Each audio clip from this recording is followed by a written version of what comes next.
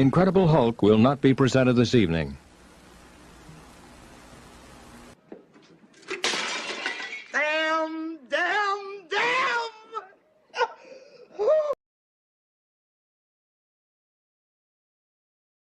You are watching The DL Show on Dave's Guitar Channel.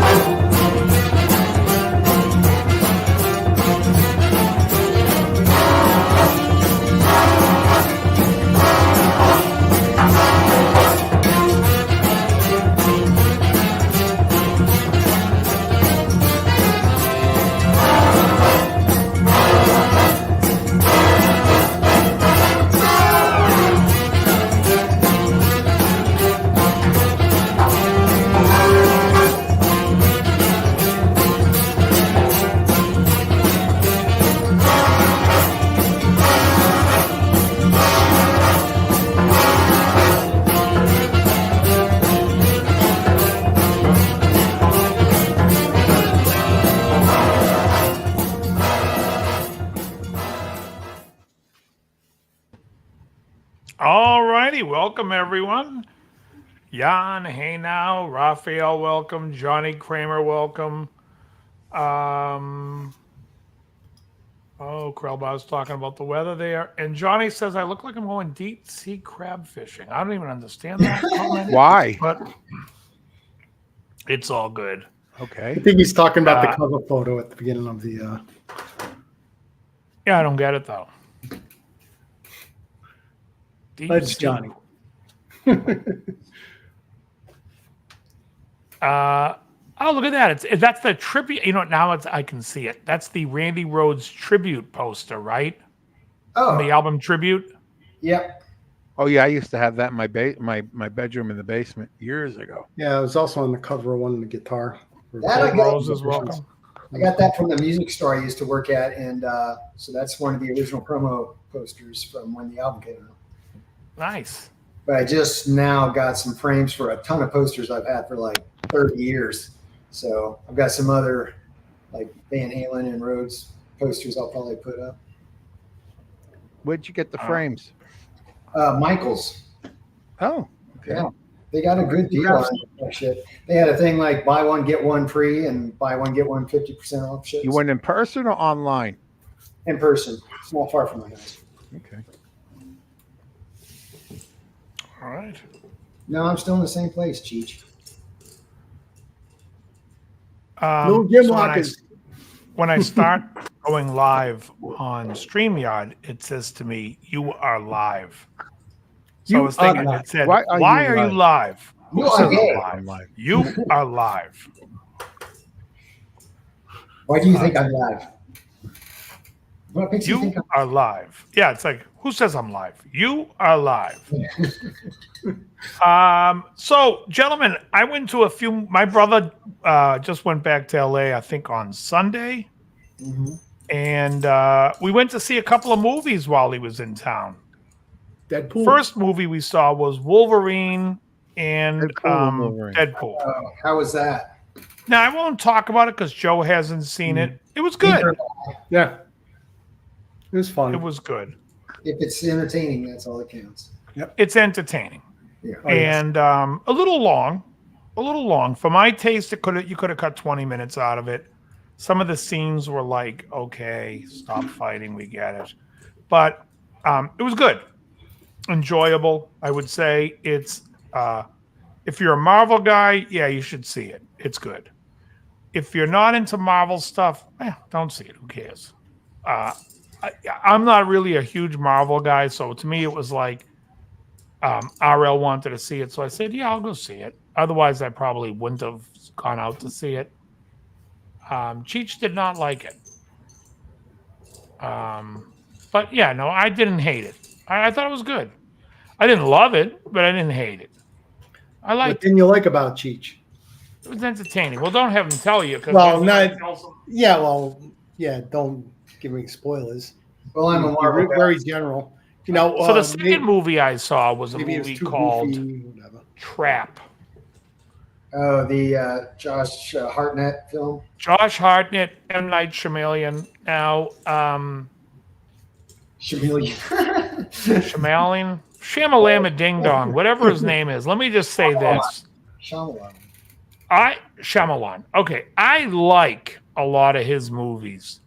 And I like Josh Hartnett. I'll tell you right now, and I'm going to go on.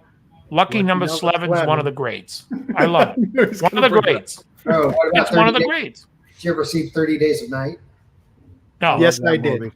You haven't I seen like that. 30 Days of Night? Holy No. shit. 30 Days of Night. You Come on, gotta watch Dave. that. Is it Yeah. a Shamalama Ding Dong movie? No, Oh, I can't even no. tell you who directed it.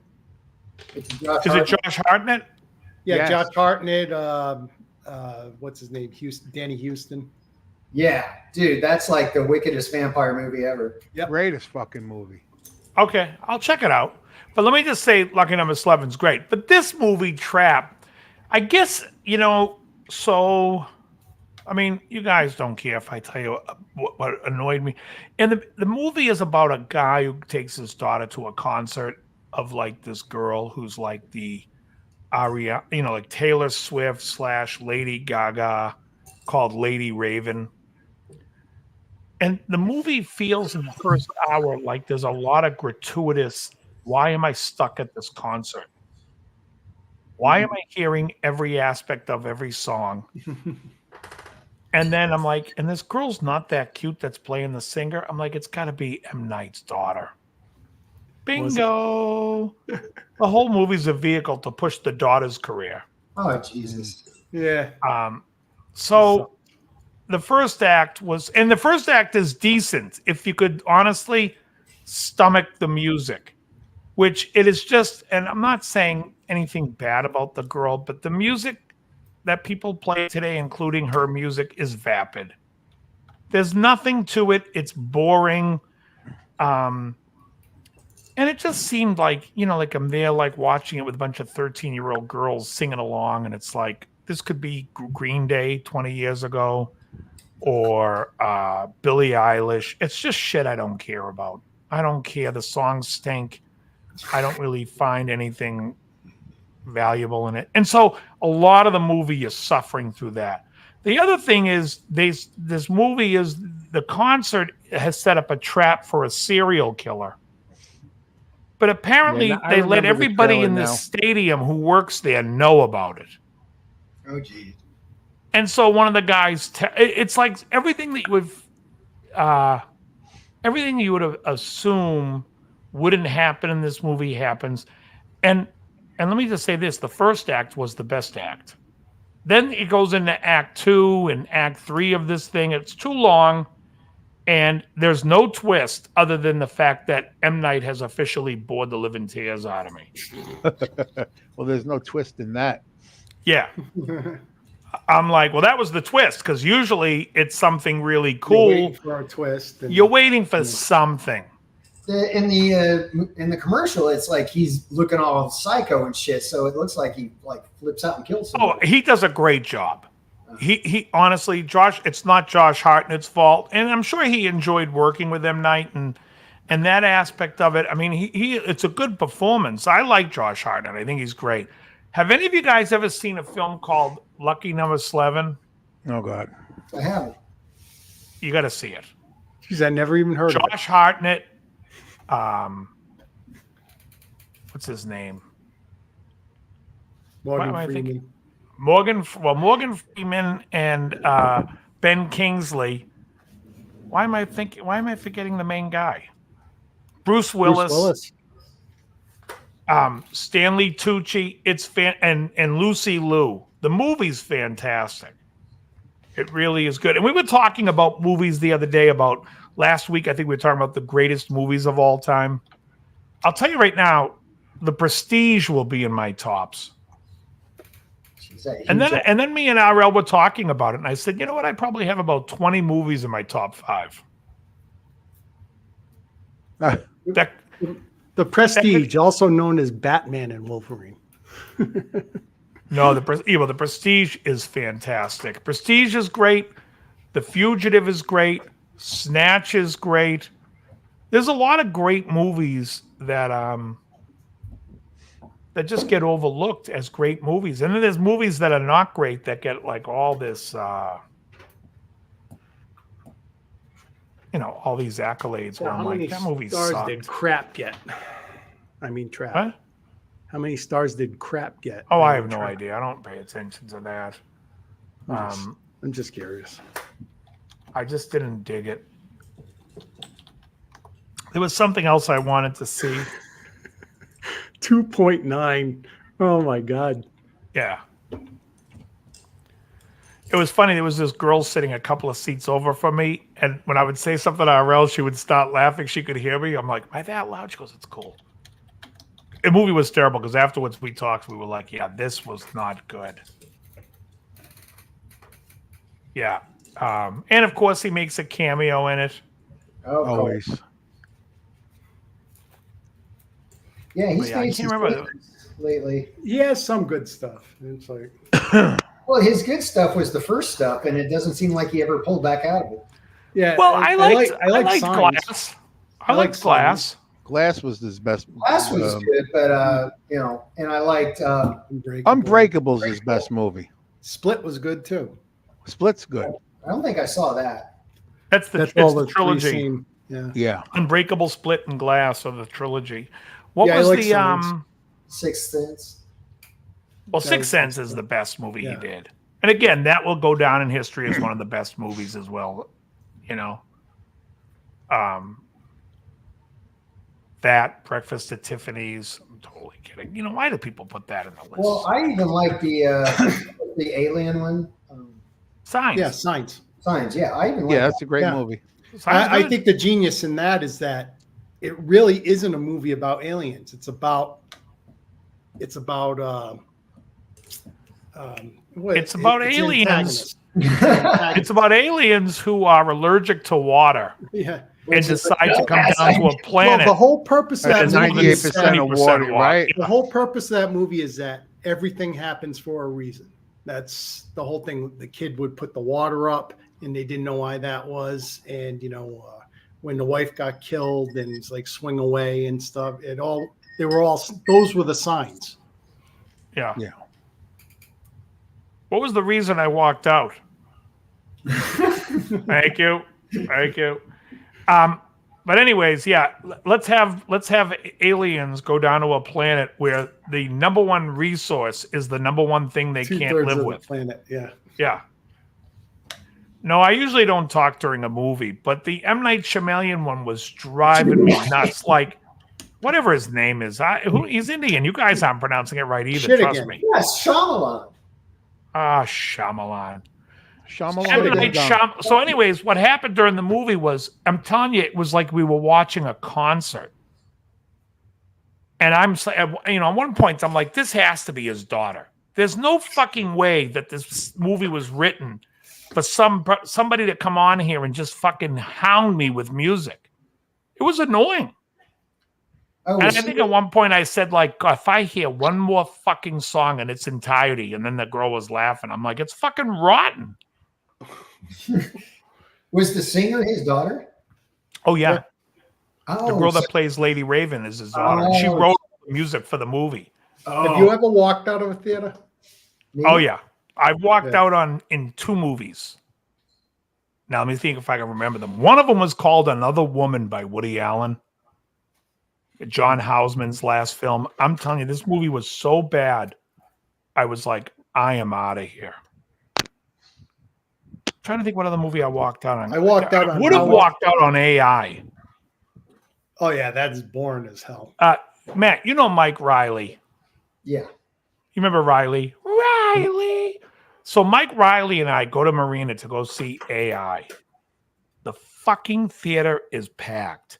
So we had to get seats. We were like on the opposite side of the theater. An hour into the movie, I'm doing this the whole time. I'm looking for him because I want to say, let's get the hell out of here and go get something to eat. This thing sucks. End of the movie, 2.5 hours later. I'm like, the movie gets out. We walk to I said, I could have hung myself after the first hour. He goes, I was looking for you the whole time trying to signal you. Let's get the fuck out of here. I'm like, I couldn't see you. This theater's huge. But That must have been before cell phones then. Just Yeah. text, you know, get us. oh, this was like, whenever AI came out, it was in the theater. No, I don't think so, Chris Valdez. I didn't think she was but either way, I was just like, AI was terrible. I walked out of Another Woman, and what else did I walk out of? I think I walked out of True Stories, the David Byrne movie. Concept click. No. It was with Swoozie Kurtz or something.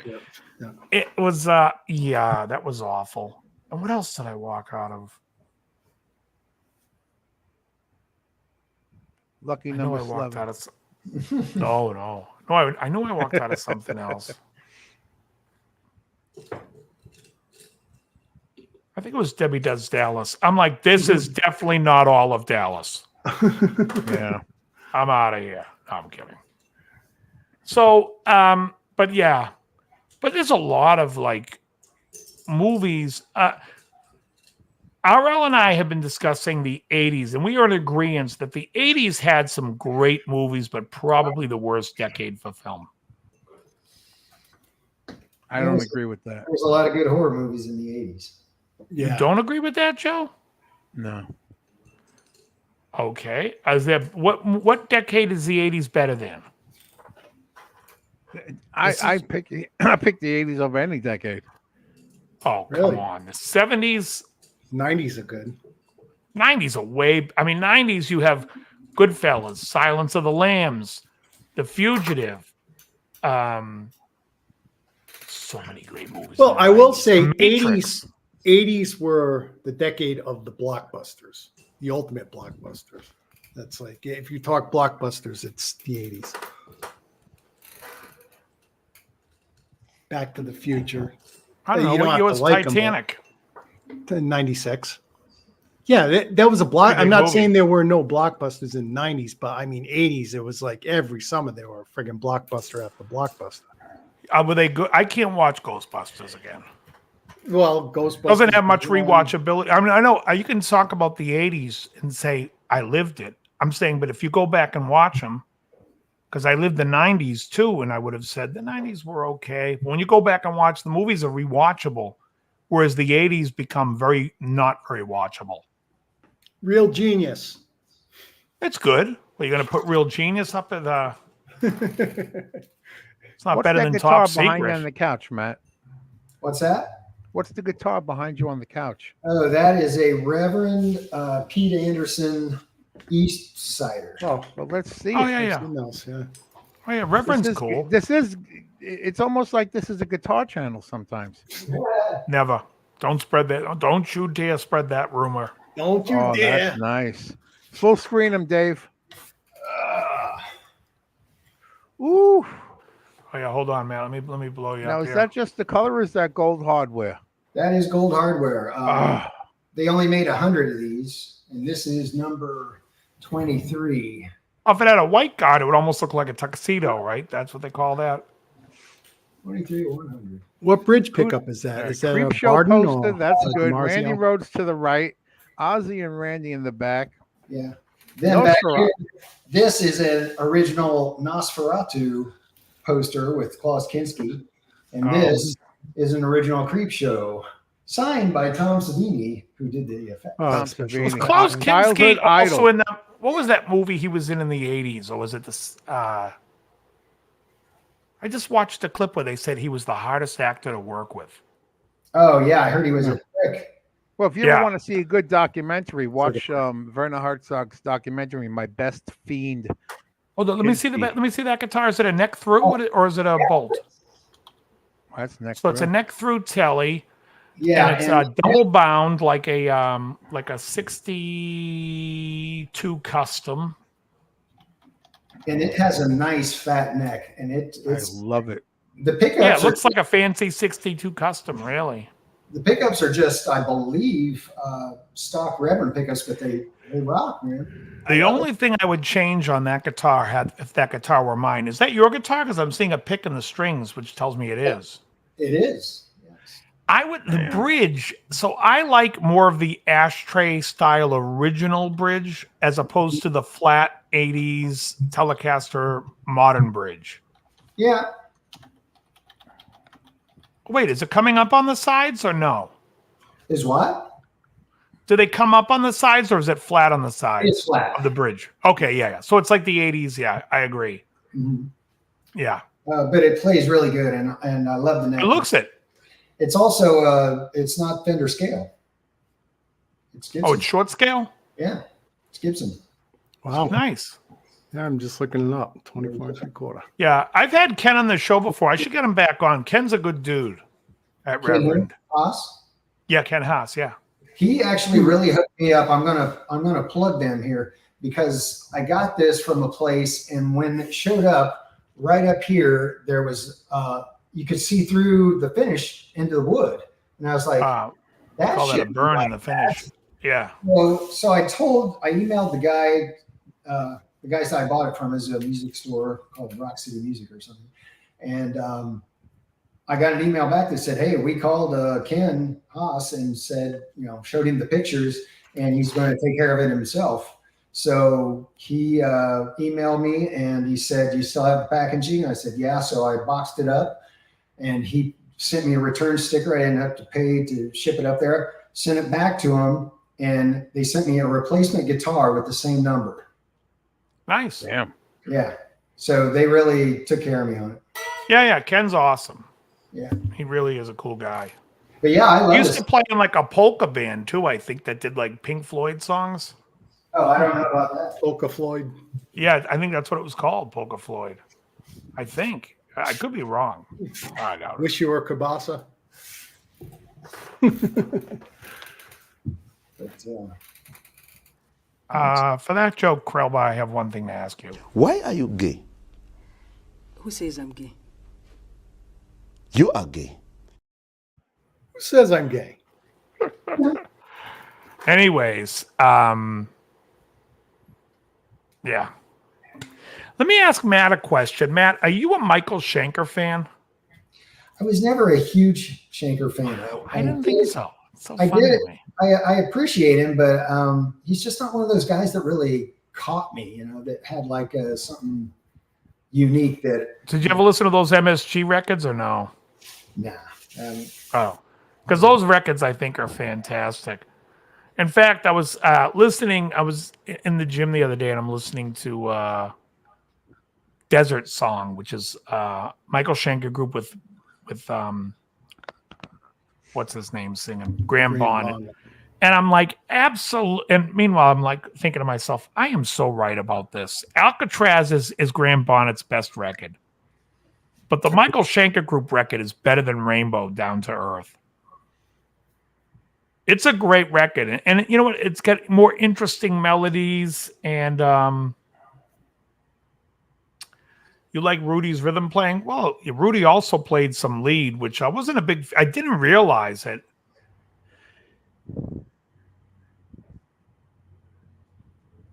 During a Yeah, the Tom outro Petty solo. tribute video? I didn't even understand that.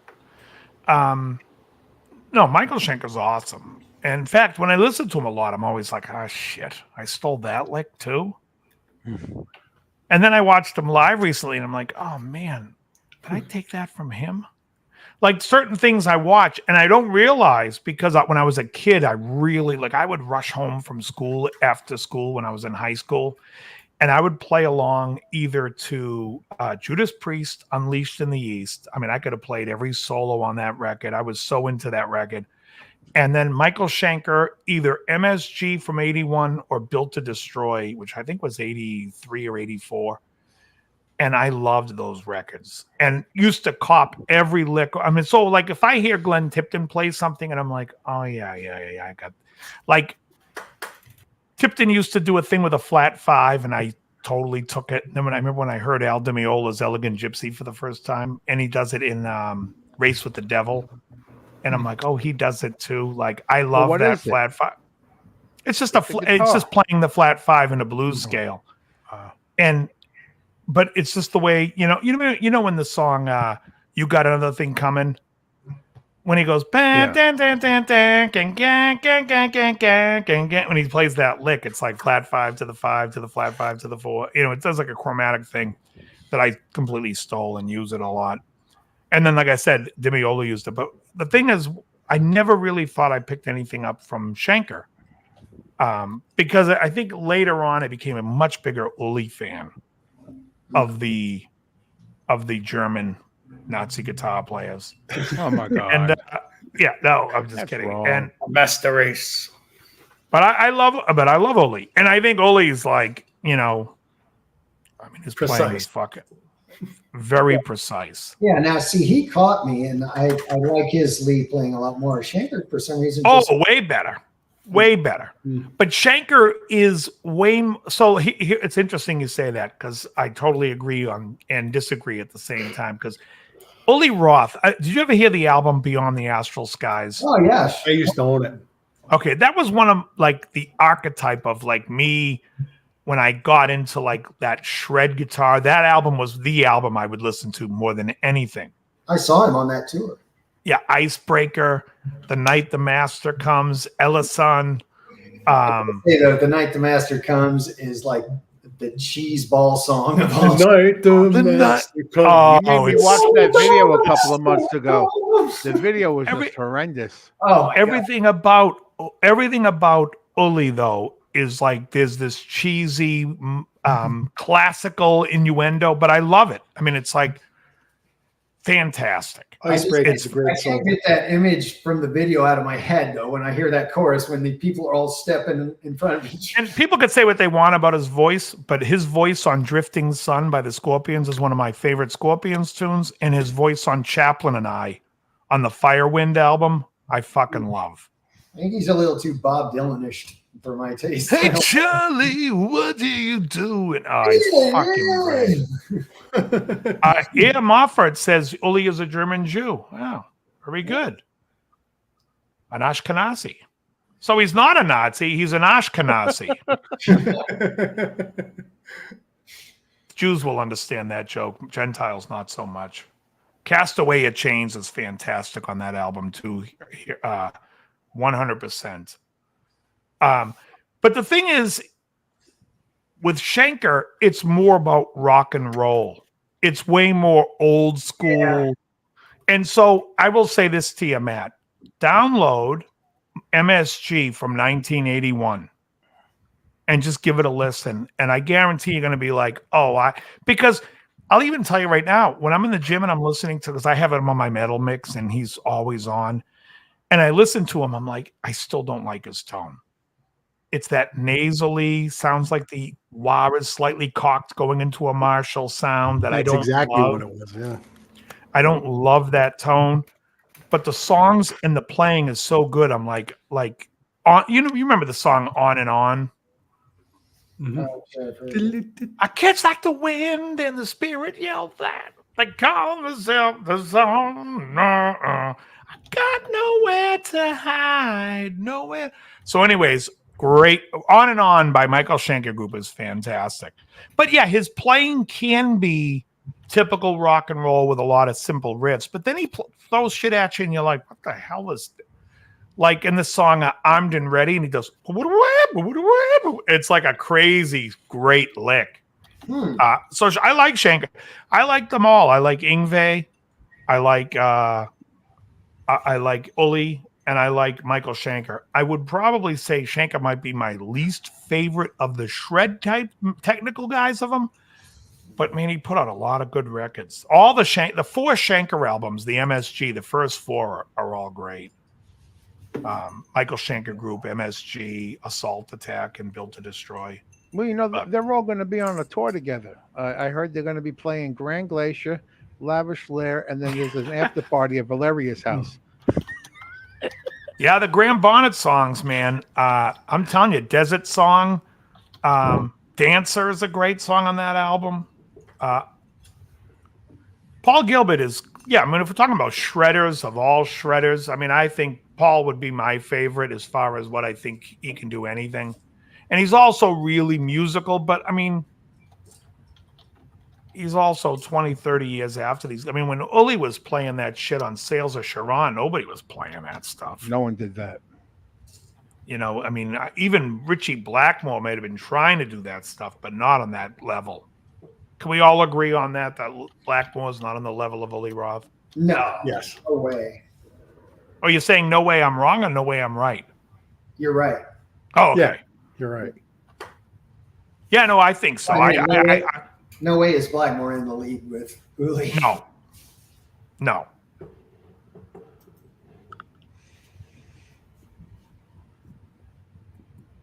Assault Attack is his best album, but it's not my favorite album. Does that make sense? I don't know. I think MSG is his best album. And it happens to be my favorite. But I don't think it's his best because it's my favorite. You know what the best Uli solo is for me off that early Electric Sun stuff is Cast Away Your Chains. Oh, yeah, somebody brought that up. Mr. I Moffat liked brought it Icebreaker. up. Icebreaker was good. Well, Cast Away Your Chains, I think, is that on Firewind or is that an Earthquake? I think it's Firewind. I think it's on Firewind, yeah. Yeah, Earthquake is a pretty good. I mean, those three albums, folks, if you don't know what we're talking about, Uli had his first three albums under the Electric Sun moniker, and it was Earthquake, Firewind, and then Beyond the Astral Skies. Yeah, you know, a lot of people say about Schenker and Strangers in the Night, and I don't really care for live albums. I don't know how much of it's live, although I do like Judas Priest Unleashed in the East. I wouldn't put it above the three following Tokyo albums Tapes are good. afterwards. But But Tokyo Tapes. I do like Schenker on the record, Obsession and Lights Out, although I don't think it's exceptional. Not like what he did when he was in MSG. MSG, I think, is a different animal. I always thought that the UFO stuff was a little bit more, I don't know, generic. You know, I think that's what never really made me latch on to Schenker was because the word you just used, some of the stuff he plays just sounds so generic to me that it's like. Especially, and most of the people will talk about the UFO stuff, but I think the Michael Schenker group stuff, the early stuff with Gary Barden, like I said, just give MSG a listen. It is a fantastic record. Opens up with, is it Are You Ready to Rock? And then, wait, Are You High Tonight? Is that on that album? Oh, that's Armed and Ready. That's the other record. So, Are You Ready to Rock? Attack of the Mad Axemen. On and Let Sleeping Dogs Lie. Really great. And then, But I Want More on the next side, and Looking for Love is great.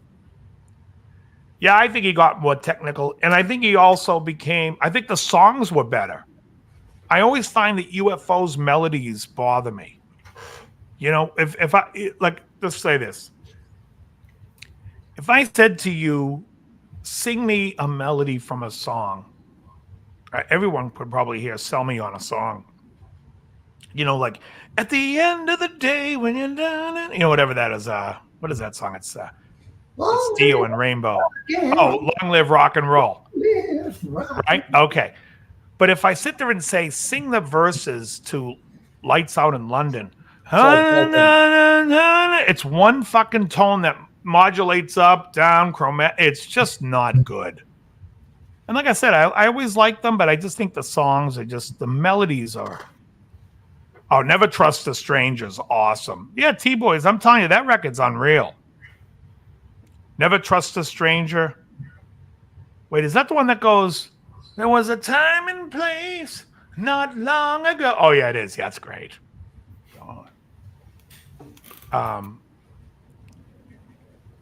Yeah, I think MSG was a better band than, and like I said, those four albums, even what I liked is when Gary Barden wasn't in the band, and it was Graham Bonnet for the third album before they brought Gary Barden back. Graham Bonnet, like, it definitely affects the writing of the songs, and the songs are completely different and cool. And that album, Assault Attack, has its own vibe, which I love the album. It's not as good as the album before it or the album after it, but it's still fantastic. Wait, which one was Bonnie on? He's on Assault Attack, Okay. the third album. The first album's just called Michael Schenker Group. The second one's MSG. Third is Assault Attack, and then they bring Gary Barden back and do Built to Destroy. Cheech asked, do I like Al Di Meola? I love the Elegant Gypsy album. I struggle sometimes to listen to Casino.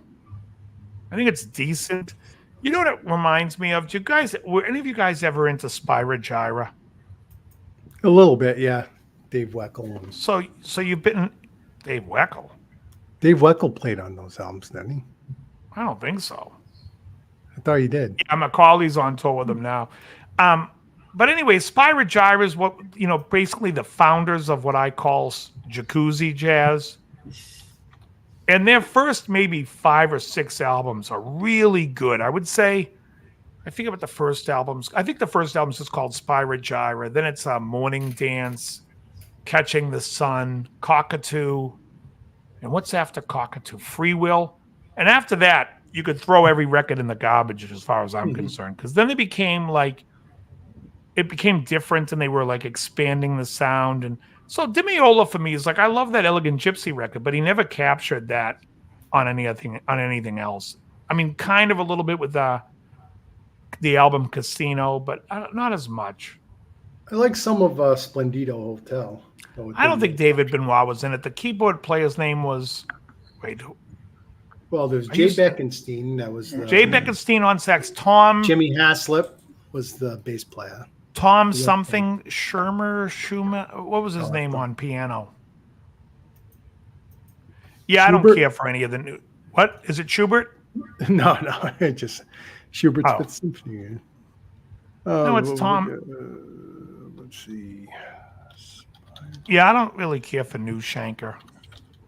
Although I do like the new Schenker with Ronnie Romero singing. You guys Tom familiar with Schumann. this? Yeah, Tom Schumann.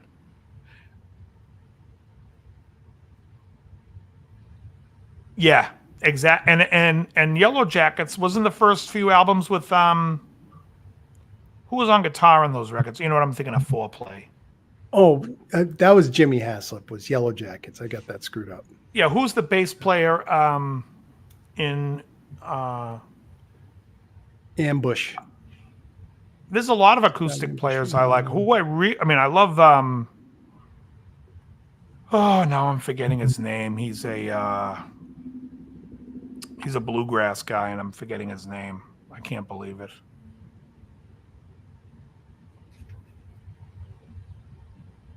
Yeah, I think the Ronnie Romero stuff is awesome.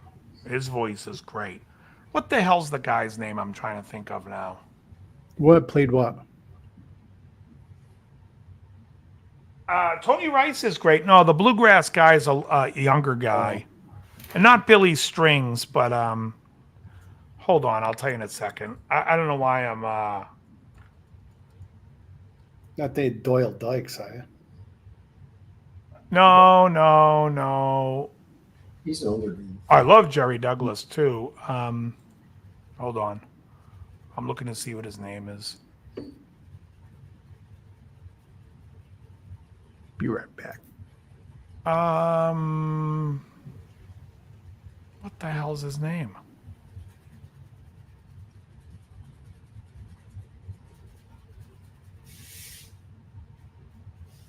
Personnel. Here we go.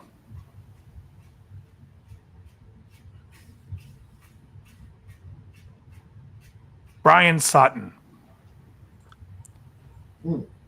Brian Sutton on acoustic guitar is phenomenal. I also like Mac McNally, who played with Jimmy Buffett for years, but he also played with a guy that Matt may have heard of, a guy that I brought up once or twice before named Steve Wariner. Yes, I believe I know your affection for Steve Wariner. I love him. Schenker is putting out a new CD, Great Singers. It's okay. Okay, He's from Noblesville, right? yeah, Steve Wariner is. Yeah, Warner's Yeah. the greatest. My sister lives there. I think he lives down in he's in Nashville now. I think he's like next door neighbors to Larry Carlton.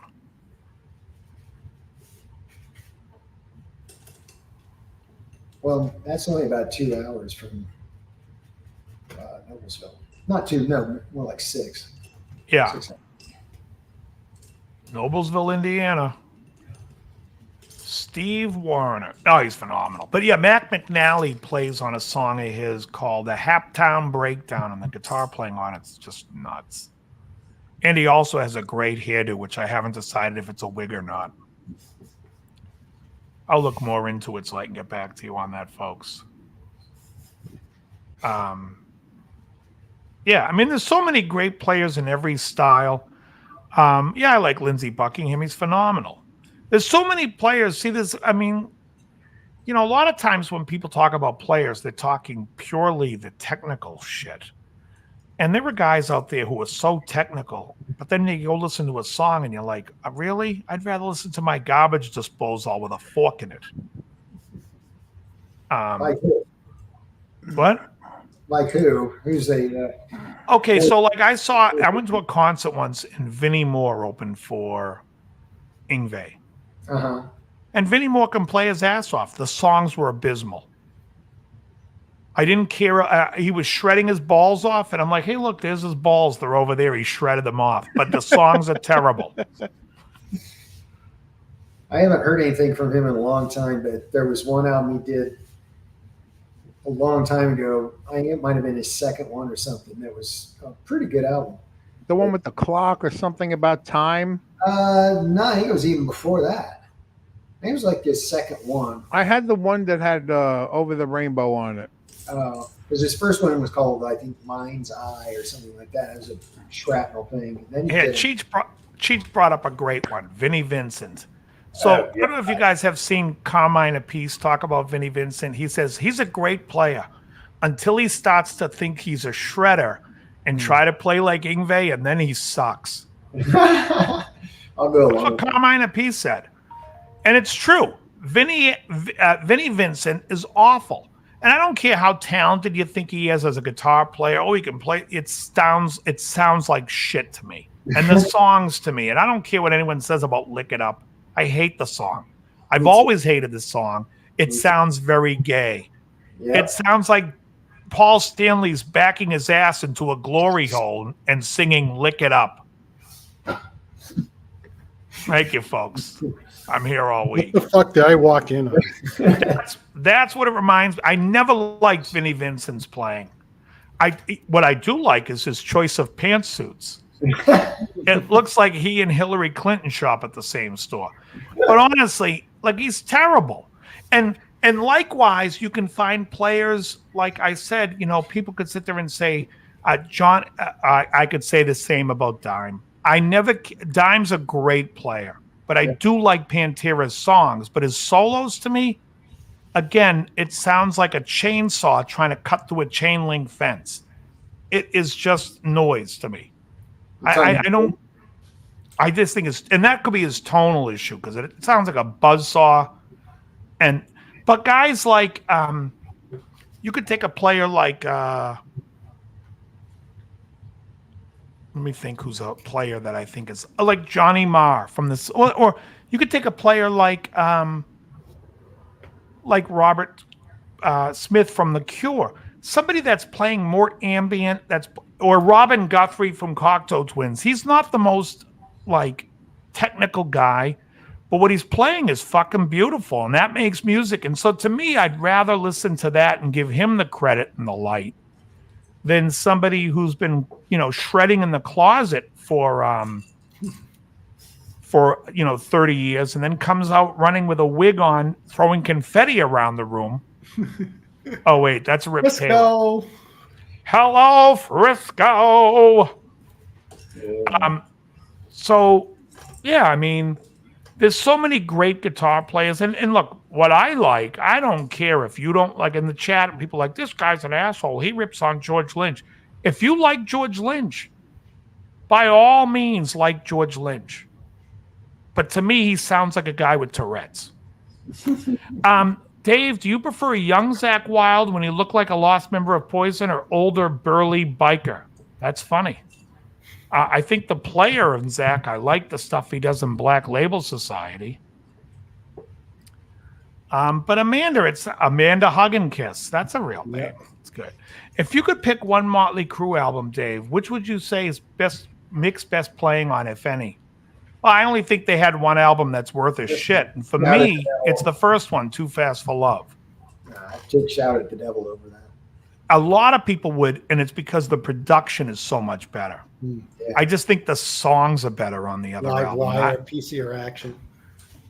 Take Me to the Top. What was Starry Eyes? I just think that record was like a hungrier band, and Shout at the Devil was like, George Lynch is, like I said, I'm not a fan, and I don't care. Like, I mean, I'm friendly with Tony Fuentes, who has his pure love for George Lynch channel, and I love Tony, and I love Tony's love for George Lynch. I don't share that love. But if Tony listened to a couple of players I mentioned on this show, Tony would be like, what the fuck is this?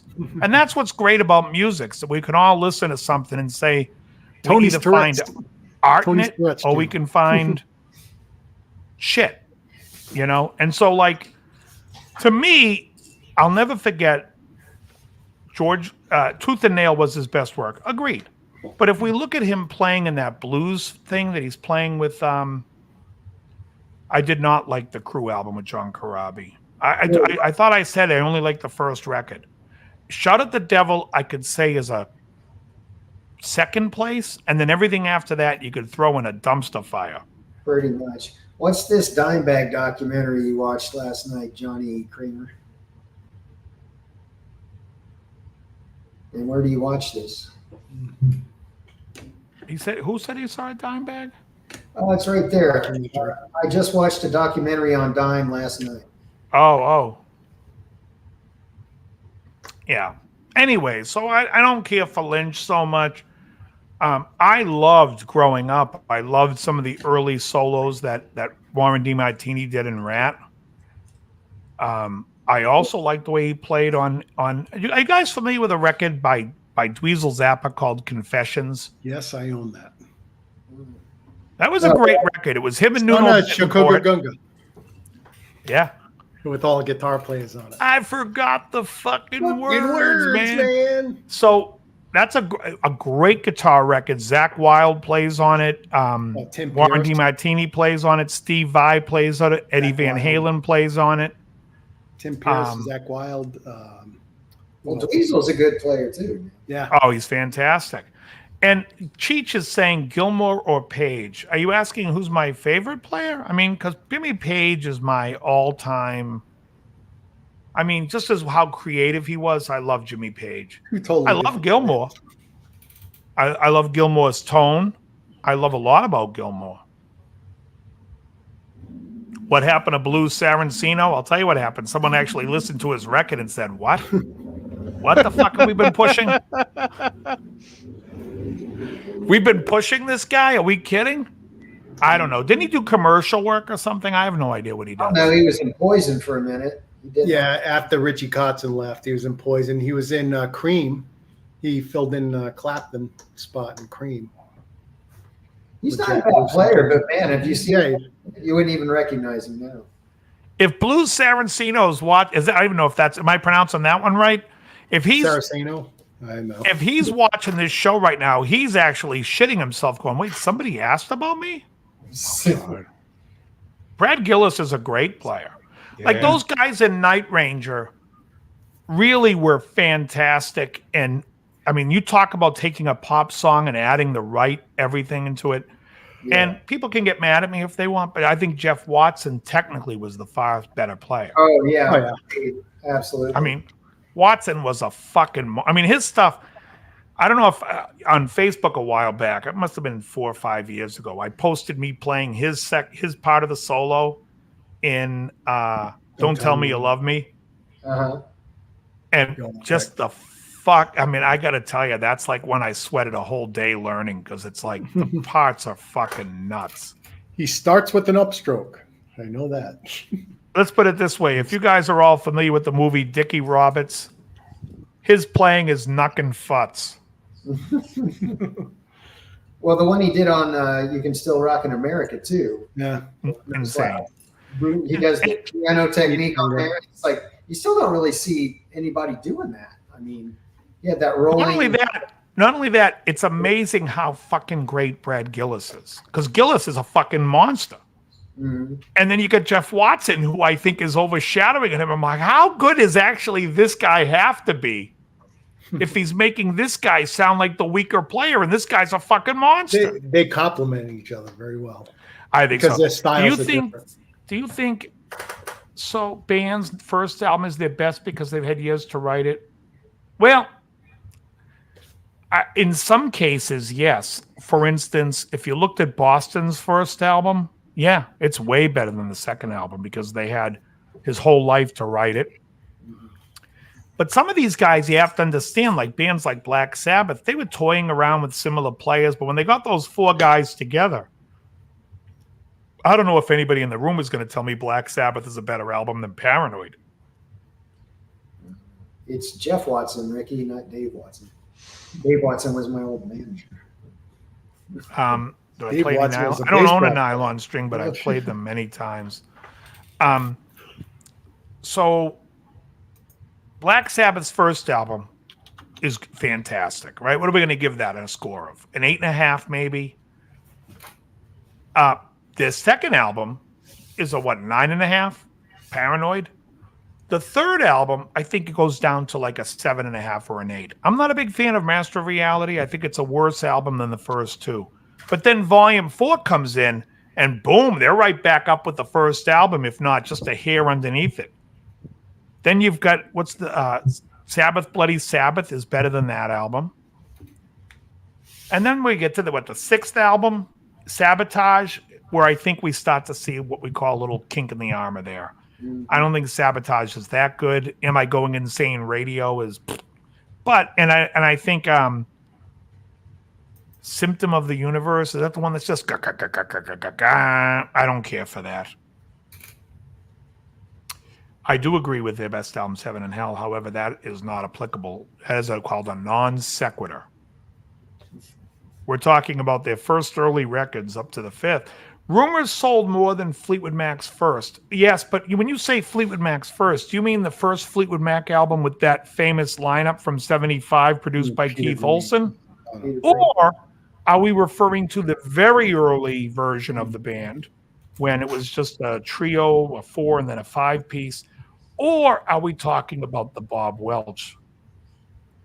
I'll take Dio over Ozzy, but that's just me.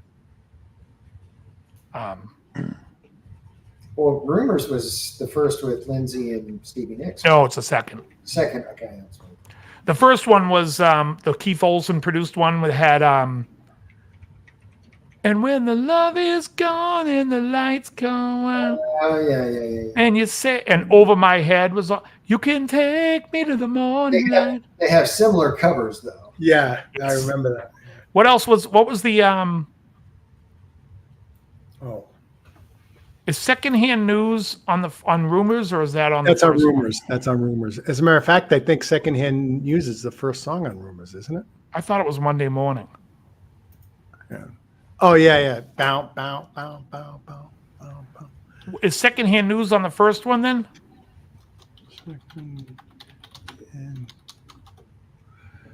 No, it's on Rumors.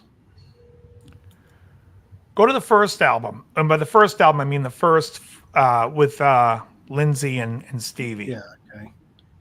From 75. Oh, Monday Morning is on 75. Is on the early. Okay, Wait a second. What song is the one that goes, lay me down in the tall grass and let me do my Secondhand stuff? News. That's Oh, okay. Secondhand That's News. the one that's on Rumors for sure. Tough to find this here. Oh, yeah. Landslide is on that first album. You're right. Yeah, because it's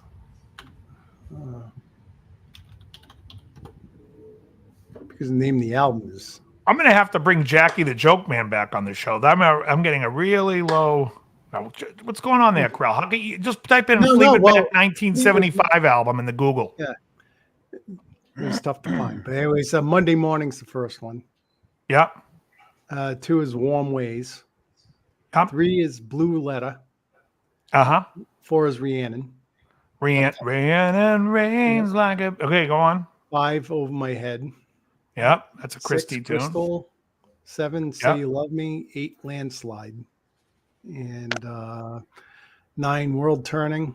10, Oh, Sugar World Turning Daddy. is awesome. Sugar Daddy, and then I'm So Afraid. Yep. Yeah, Rumors is a better album. So I'm going to answer Ricky's question here. He asked about that guitar. They're going for about $12.99. But the black one with the gold they're only making 100 of those. So I think you can find them on Reverb though. But I believe if you reach out to Ken Haas and let him know you know me, $13.99. Oh, you know Dave? We'll charge you more. That son of a bitch. Look at him there. Look at him now. That son of a bitch. Yeah, I mean, Fleetwood Mac, do you guys, any of you guys into the second version of Fleetwood Mac when Bob Welch came in the band? Well, what was the Hypnotized was a great song. Yeah, I think I remember that. You got me hypnotized. Don't remember that. Oh, is that? It's like not a shuffle. It's like a Boom, boom, boom, ka, boom, boom, boom, boom, ka, boom, boom, boom, boom, ka. That's the groove, exactly. It was a big hit. That was a big hit. And they also did Mystery to Me. Wasn't that the name of the album? And then Hypnotized. What was the other song? They did Sentimental Lady, which he then redid as a single for us when he went solo. And I think Lindsay and Christy McVie's definitely singing on it. You know, when he goes, sentimental, gentle wind blowing through my life again. And she's like, all I need is Ebony Eyes. And if you see that girl in the corner. Does Stevie Nicks sing backup on that? Probably. Yep. USC marching band still plays Tusk. Boom, boom, boom, boom. Why don't you ask him if I'm gonna stay? Just tell me that you love me. Bam, bam, down. Tusk, bam, down. Great stuff. Great stuff. You know what I liked was, I don't know if you guys are familiar with the album Mirage. The opening song on Mirage is a song called Love in Store. That's a great Christy McVie song. I'm begging you, baby, never take my love away. Christy was great. You know, and Lindsay goes underrated. His guitar playing was phenomenal. Oh, he's a great player. Definitely. Just great. Just great. He always looks so awkward when he played fingerstyle, though, but he gets it done. He has the He most plays it awkward. like a claw, like Yeah. Well, that's all he does. He never uses a pick. Yeah. Yeah, he's great. Yeah, Seven Wonders. That was later. No, that wasn't on Mirage, was it? No, Seven Wonders was a while after that, I think. Yeah, because I remember Closer to the Greatest Hits. Well, wasn't that their comeback album in the 90s? No, it might be Tango in the Night. Okay. Maybe. I don't know. Don't quote me. Yeah, Big Big Love. Looking out for love. That acoustic version where he plays it is a monster, Kenny. Okay, A that was monster. on... Cheech, I got about 9, I think. Oh, I read something cool in Guitar Magazine where I forget the guitar player they were talking about. And he says he doesn't collect guitars, like they were asking about guitar collection. He goes, no, I don't have a collection. I have a selection. Yeah. And he only has, he says, I have a few guitars, maybe 10. But it's like they're all have their purpose and why he's like not a collector at all. He's like, I don't care. I wasn't. No, it's for sale, Johnny. You want to buy it? Make me an offer. The answer is no. You aren't going high enough. As long as you follow, I did a lesson on that song. I love that because it has that parallel where you play two notes against the pentatonic. I forget who the player was on that. Who was the player that played with them in the late 80s, early 90s? Oh, Rick Zito? No, it's not Rick Zito. Oh, T-Bone Burnett?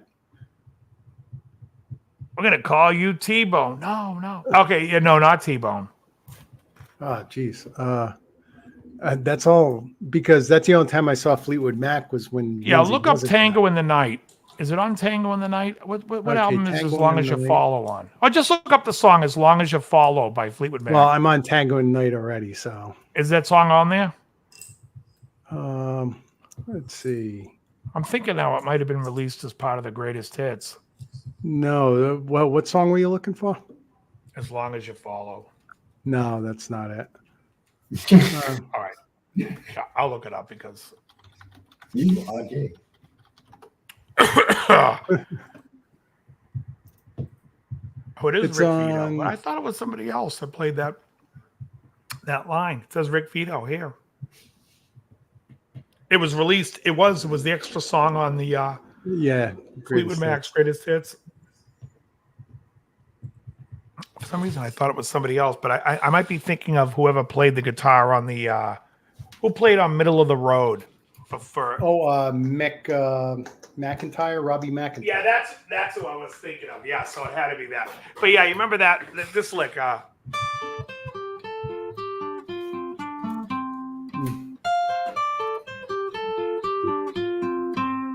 not familiar.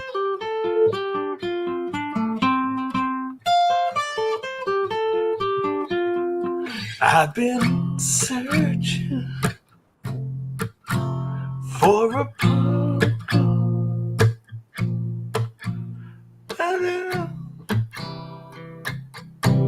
the end of the rainbow.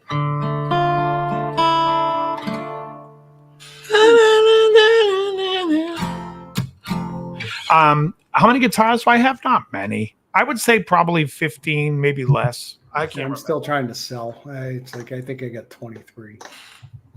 Still. I gotta take this one into the shop. I gotta remind myself to take the 12 string, and the bridge is starting to lift up. I'm gonna have the guy reset the bridge for me. My American Strats for sale. Are we including acoustics in this number? Or we just? Oh, me? Oh yeah. My number, yeah, there's acoustics, I think, too. Oh, okay, because I've got, I think, 9 electrics, but I have probably 4 acoustics. Yeah, that's right where I'm about. Alvarez. But I have a lot of basses too. I have 5 basses. I have a bass too. Yeah. Mhm. Have a Yamaha bass. Thank you, Cheech. I disagree, but I appreciate the love. I love. So a guy comments on a video I made, and he says, "You need to check your hearing. You got some chords in there that are wrong." And I'm laughing to myself because I'm like, dude, you're on my page watching how to play the song.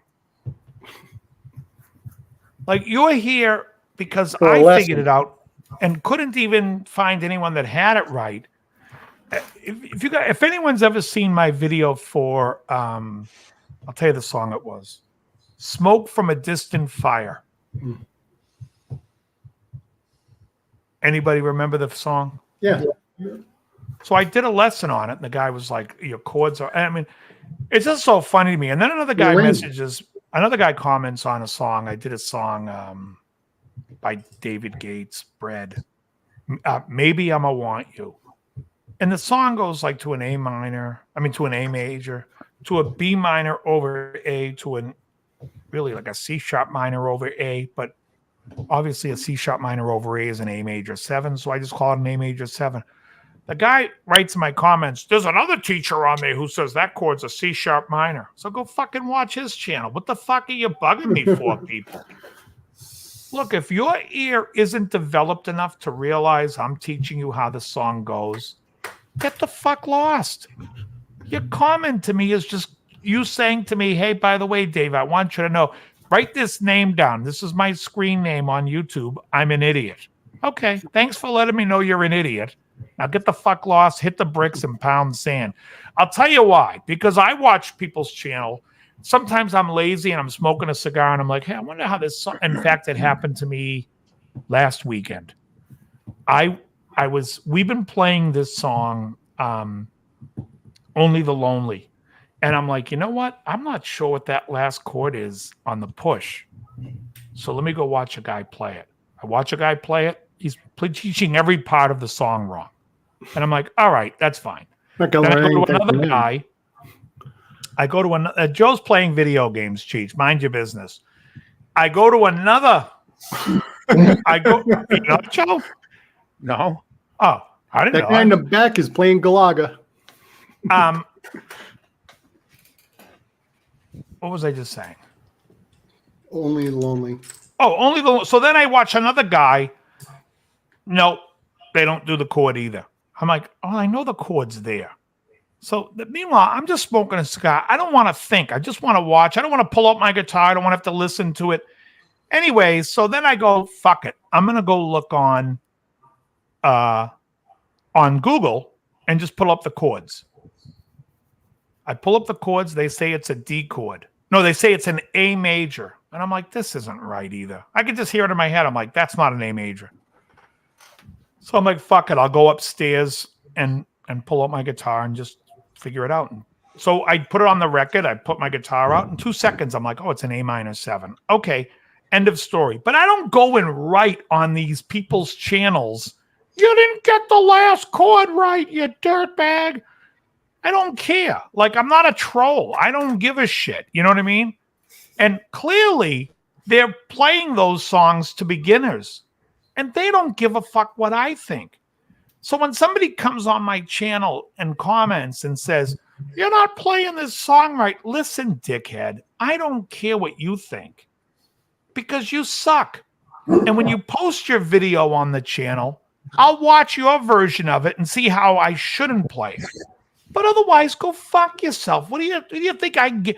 Another guy's like, I can't believe you're not writing out you're not telling us how to play the chord. You think this channel's for you, fuckhead? The channel's for me. I play in 3 different acoustic acts. You think I'm going to remember every song? Somebody says, hey, this weekend, I want to do fucking Only the Lonely. Perfect. Let me go watch how I played this solo because I'll never remember. It's for me. You guys are just here for the free ride. I don't care.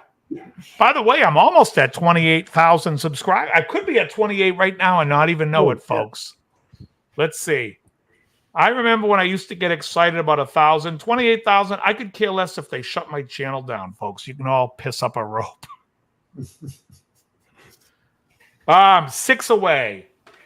6 away, folks. Please delete this channel, and you'll. The quiet guys are usually the most deadly in the chat. I discovered DL because I was lazy and said, "Hey, you two exist." Looked up Indian Summer. Oh, excellent, Cold Roses. Thank you, Pickles. Yeah, I mean, like I say about my lessons, I don't like if you like them, that's awesome because you're at a level where you can understand myself. And I'm not sure if I understand myself. Sometimes I'll call off a chord and I'll be like, do I have to tell him the whole name to the chord here? It's a B-7, flat 9, flat 9, flat 5. It's like it gets a little.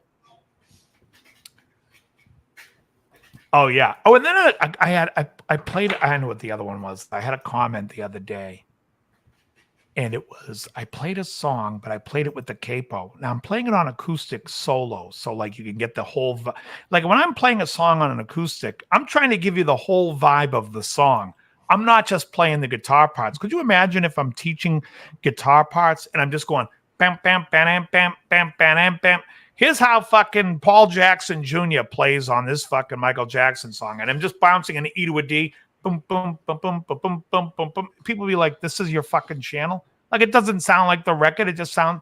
So when I'm playing acoustic, I'm trying to show you how you can get the vibe of the whole song. Not exactly what the guitar. So this guy writes in, the guy on the record, I knew him personally. He didn't play it with a capo. Yeah, no shit. He also played it on electric and played with a full band, fuckhead. What is wrong with people?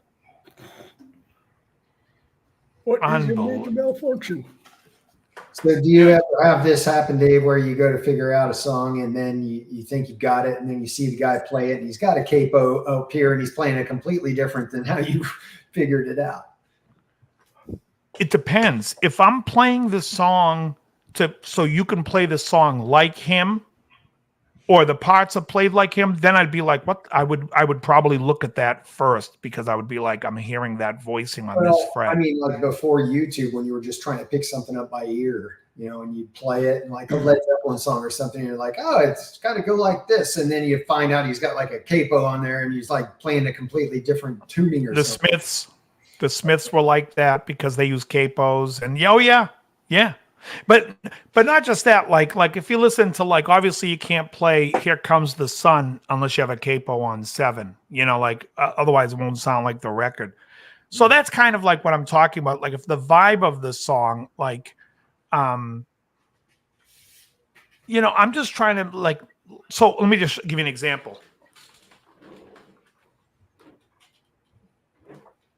In the song "Only the Lonely" by the Motels, the guitar player is just playing this.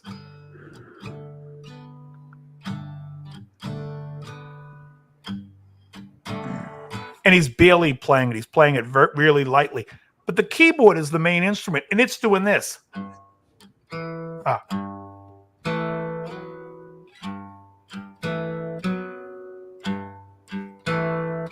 Right? You can hear it's in fourths. It's E, A. So when I teach it on guitar, I'm going to show you this is what it sounds like. If you want to play this song and play it convincingly, it's like, we walked the loneliest, we kissed.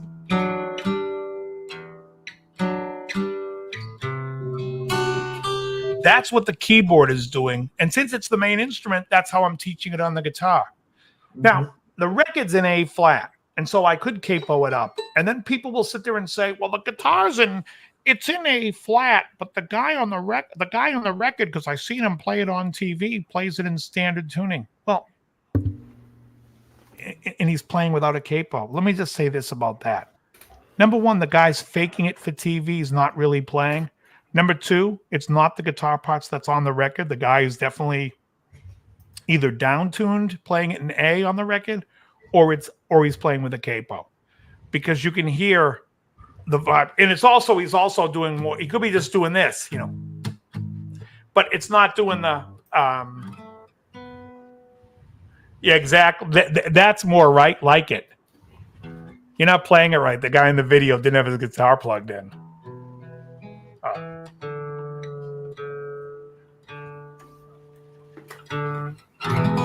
You know, but so like a lot of times, like, so how about this one? Here's goes right to Matt. This is actually Steve Wariner does a live version of Small Town Girl. So I taught Small Town Girl on the channel, but I taught it the way Steve plays it and the way I would play it instead of the way Steve does it, because I feel like you should play it in G with the capo on 1, which would make it A flat, and he plays it with a capo on 4 and plays it like it's an E. Now the chords are different, and again, it's a piano song, but when you hear it, I think it sounds more like the record imitating the piano with the capo on 1. And people go to my video and they watch it and they're like, thanks for posting both ways. But, you know, some people say, I like the way yours sounds better. I do too. That's why I did it. But in no way am I ever saying that that's how Steve played it on the record, because it's not. The piano plays it. He's playing electric. He's doing like just a lot of the dangly bends. But yeah, I get so many people that'll sit there and say, that's not how they did it on. Like, I mean, you know, like, so if I was to teach, and I'm thinking of teaching How Soon Is Now. Are you guys familiar with the song by the Smiths? Yeah, Smiths. And when I teach, you know, it's a... Yeah, Krell just became a millionaire. Right? Oh, nice one, Krell. Yeah. Right? So you get that lick going on. But if I taught it, people would be like, you know, the song is in F sharp and it's capoed on 2. Yeah, no, I'm playing an acoustic. I can figure that out. But I'm showing you how to play this song. So if you can't figure out, put a capo on 2 and play exactly what I show you, it's time now. Time to pack it up, folks. But yeah, when I was a kid, I used to play the Rain song like...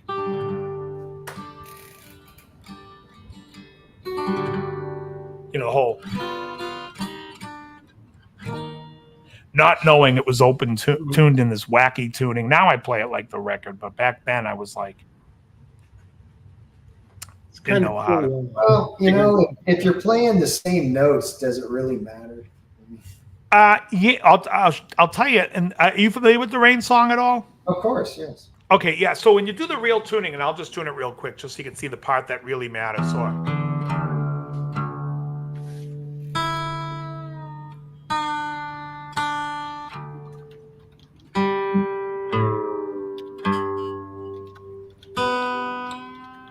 What is the tuning for the Rain song?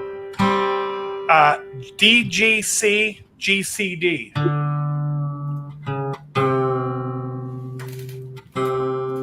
Here it is. So we got.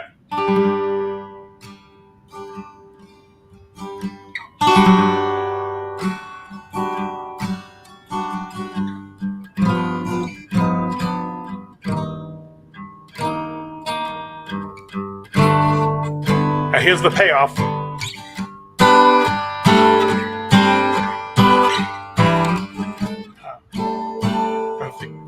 Sorry.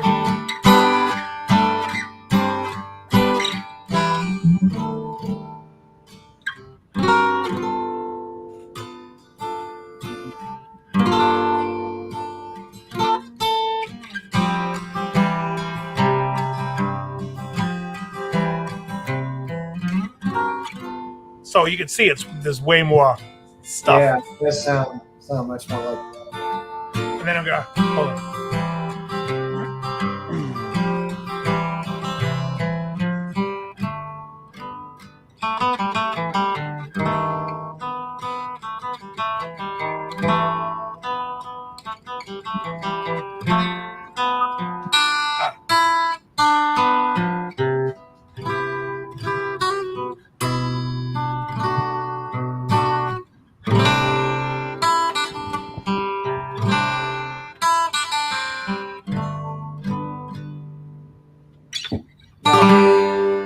How did you realize that you were playing it wrong?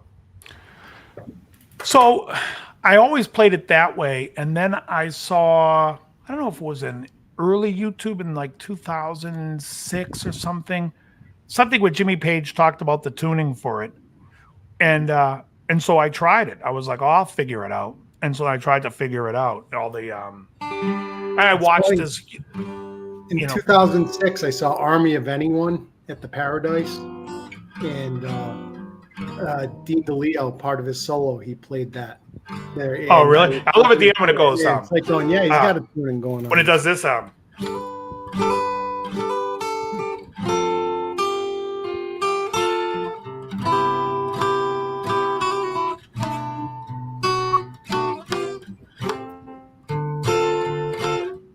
can I remember this part now?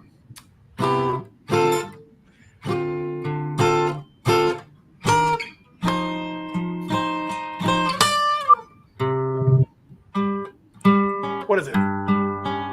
Oh, that's it.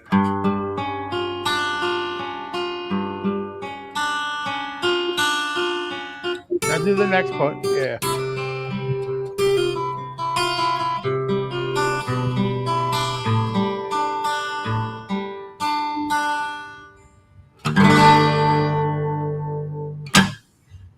Cool. Anyways, folks, that's the Rain song, but like I said, when you get the tunings down for certain things, to me it sounds like what?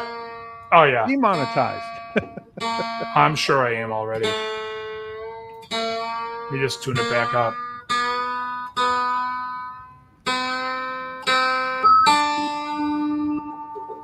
Just fuck it. Hold on, let me get the capo up. It's fucking up my tuning.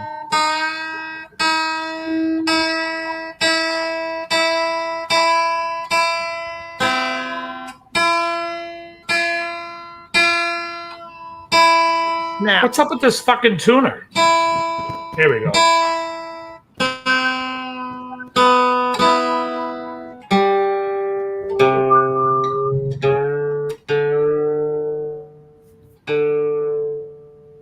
How many people watching me tune?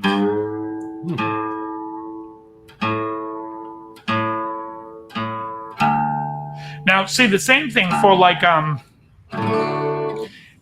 for like if you play drop D, you can get away with stuff that's in Dadgad. Like you can get away with playing.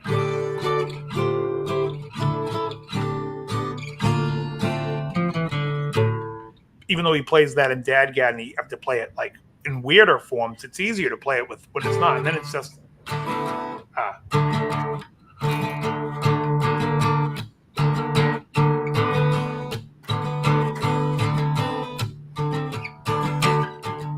but then these two strings would ring AD, which is nicer in that respect. Sometimes.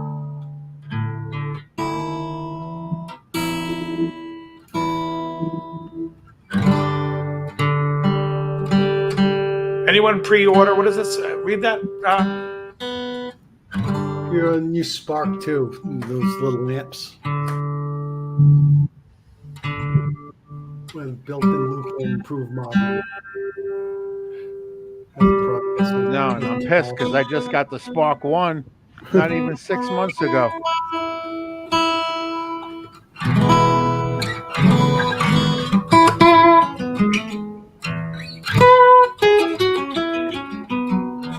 Not even 6 months old. And now they come up with the number 2. Yeah, new and improved. Yeah.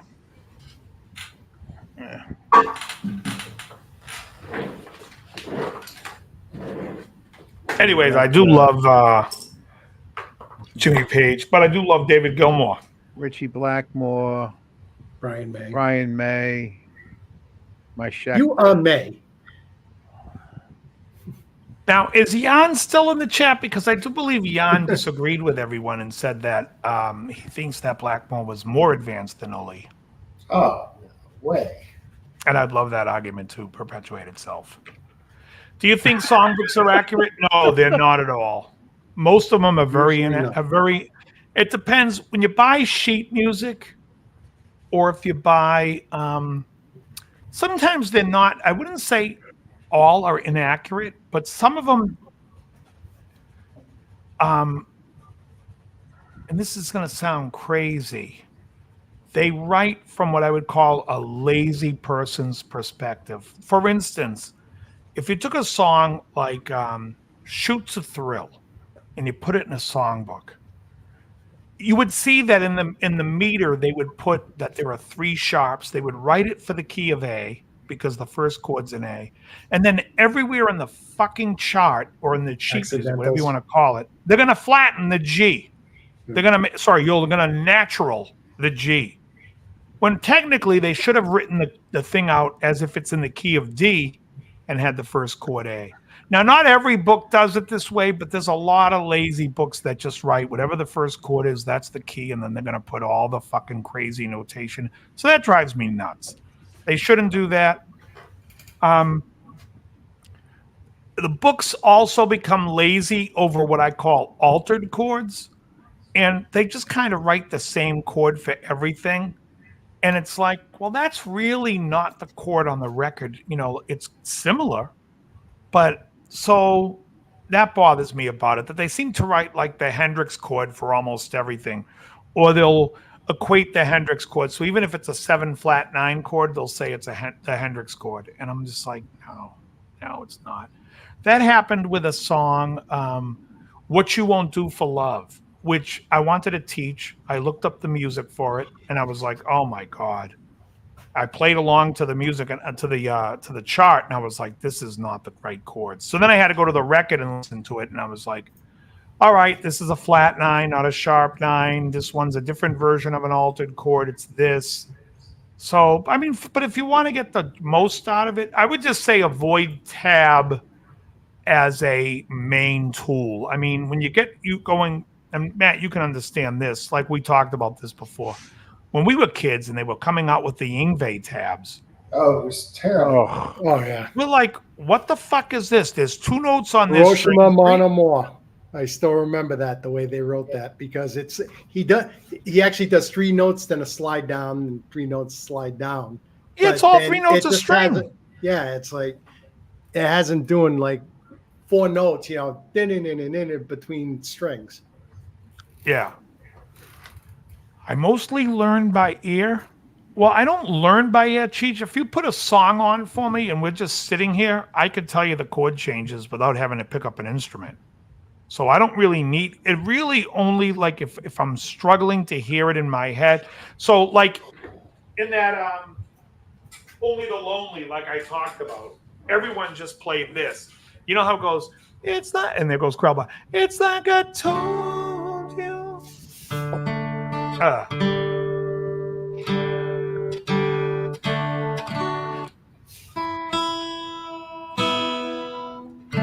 It's like I told. Oh, sorry, Krell. I'll get you in. Hold on. You know how it goes? It's like I told you, only the lonely can play.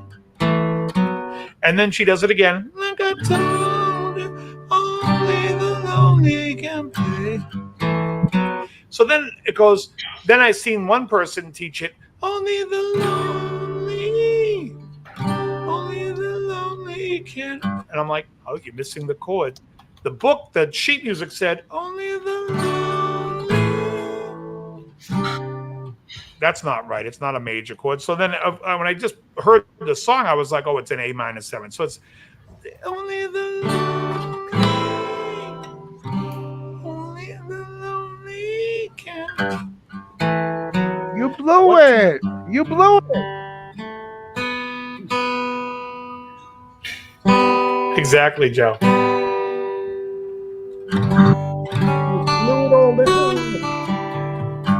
So yeah, so I would say I don't know if I learn everything by. I mean, I can hear it by ear. I don't really have to learn a song. Like when I do like a lot of the lessons, like what I find more interesting is when I see somebody play something and call off the name of a chord that I wouldn't call it that.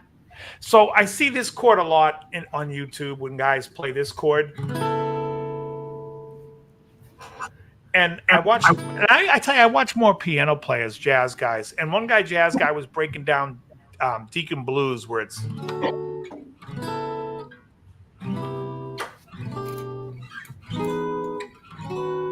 You know, but this chord he called, I can't even remember what he called this chord, but I thought it was the weirdest thing ever. And to me, this is just a C sharp minus 7 sharp 5.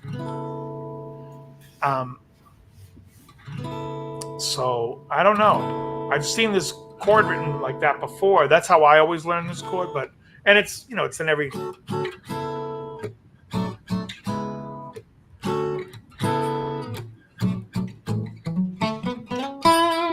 You guys familiar with that one? Room 335. Yeah. I still remember. Great live version with him and Lukather playing it. When I saw Larry Carlton, he says, you know, a lot of people say that I stole that riff from Peg, and he says that's right. Not true. It says this is Peg, and he plays Peg, and then he just goes like this. He slides it up and goes, okay, this is Room 335. Plays the same thing. Right. But to be fair, in Peg, only the first time does the chord use the B in the bass, because it goes then it goes to the G in the bass. Back in standard.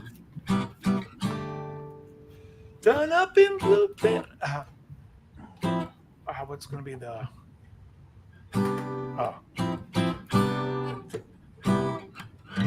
And this chord here is very Steely Dan. You know what's funny is I've seen people call this the Mu chord, the MU chord. It's the Mu chord, that Steely Dan chord, and they all describe it the same way. And then I see these piano guys playing it. I'm like, it doesn't sound anything like Steely Dan the way you're playing it. Because what Steely Dan does is they play it like a stack 4. They take the 9, and then you're going to have this. The D is 4 up. The G is 4 up, so you have stacked 4s, and then put a G in the bass. And that's how they play every one of those chords. And it's like, I see these guys, and they're all playing these different voicings. I'm like, that voicing's not Steely Dan sounding. This is.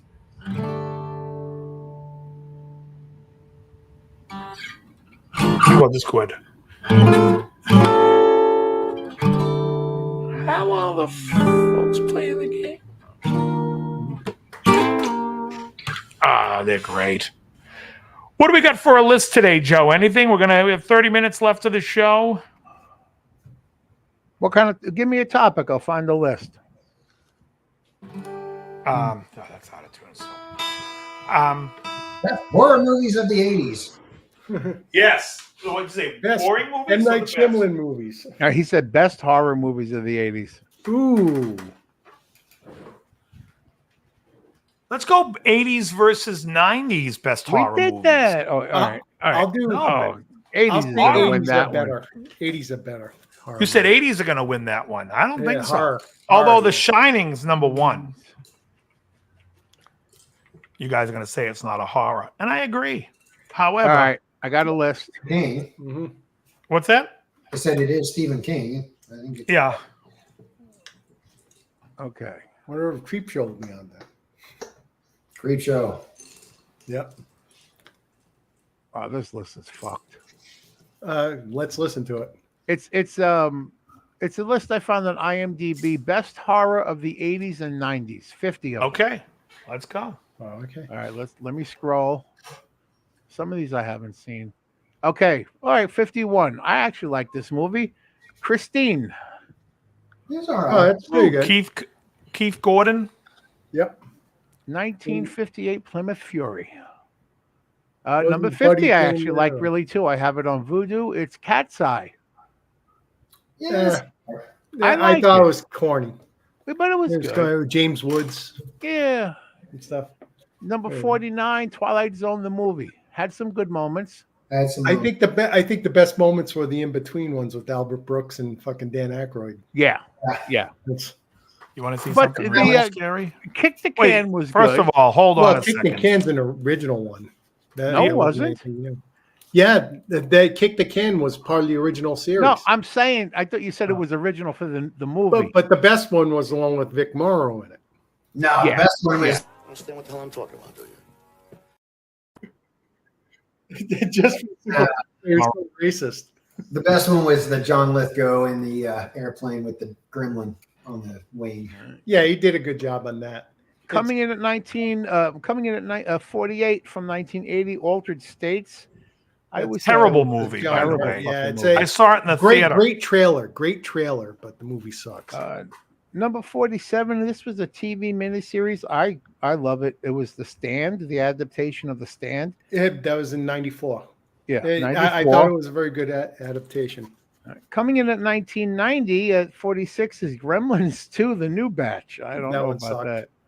It's not I got bad. a new badge for them. From 1984, the classic at 45, A Nightmare on Elm Street. This guy's Oh crazy. man, that should be higher. Way higher. That's one of the most original horror movies. Here's a movie I thought was overrated. Number 44 from 1999, Audition.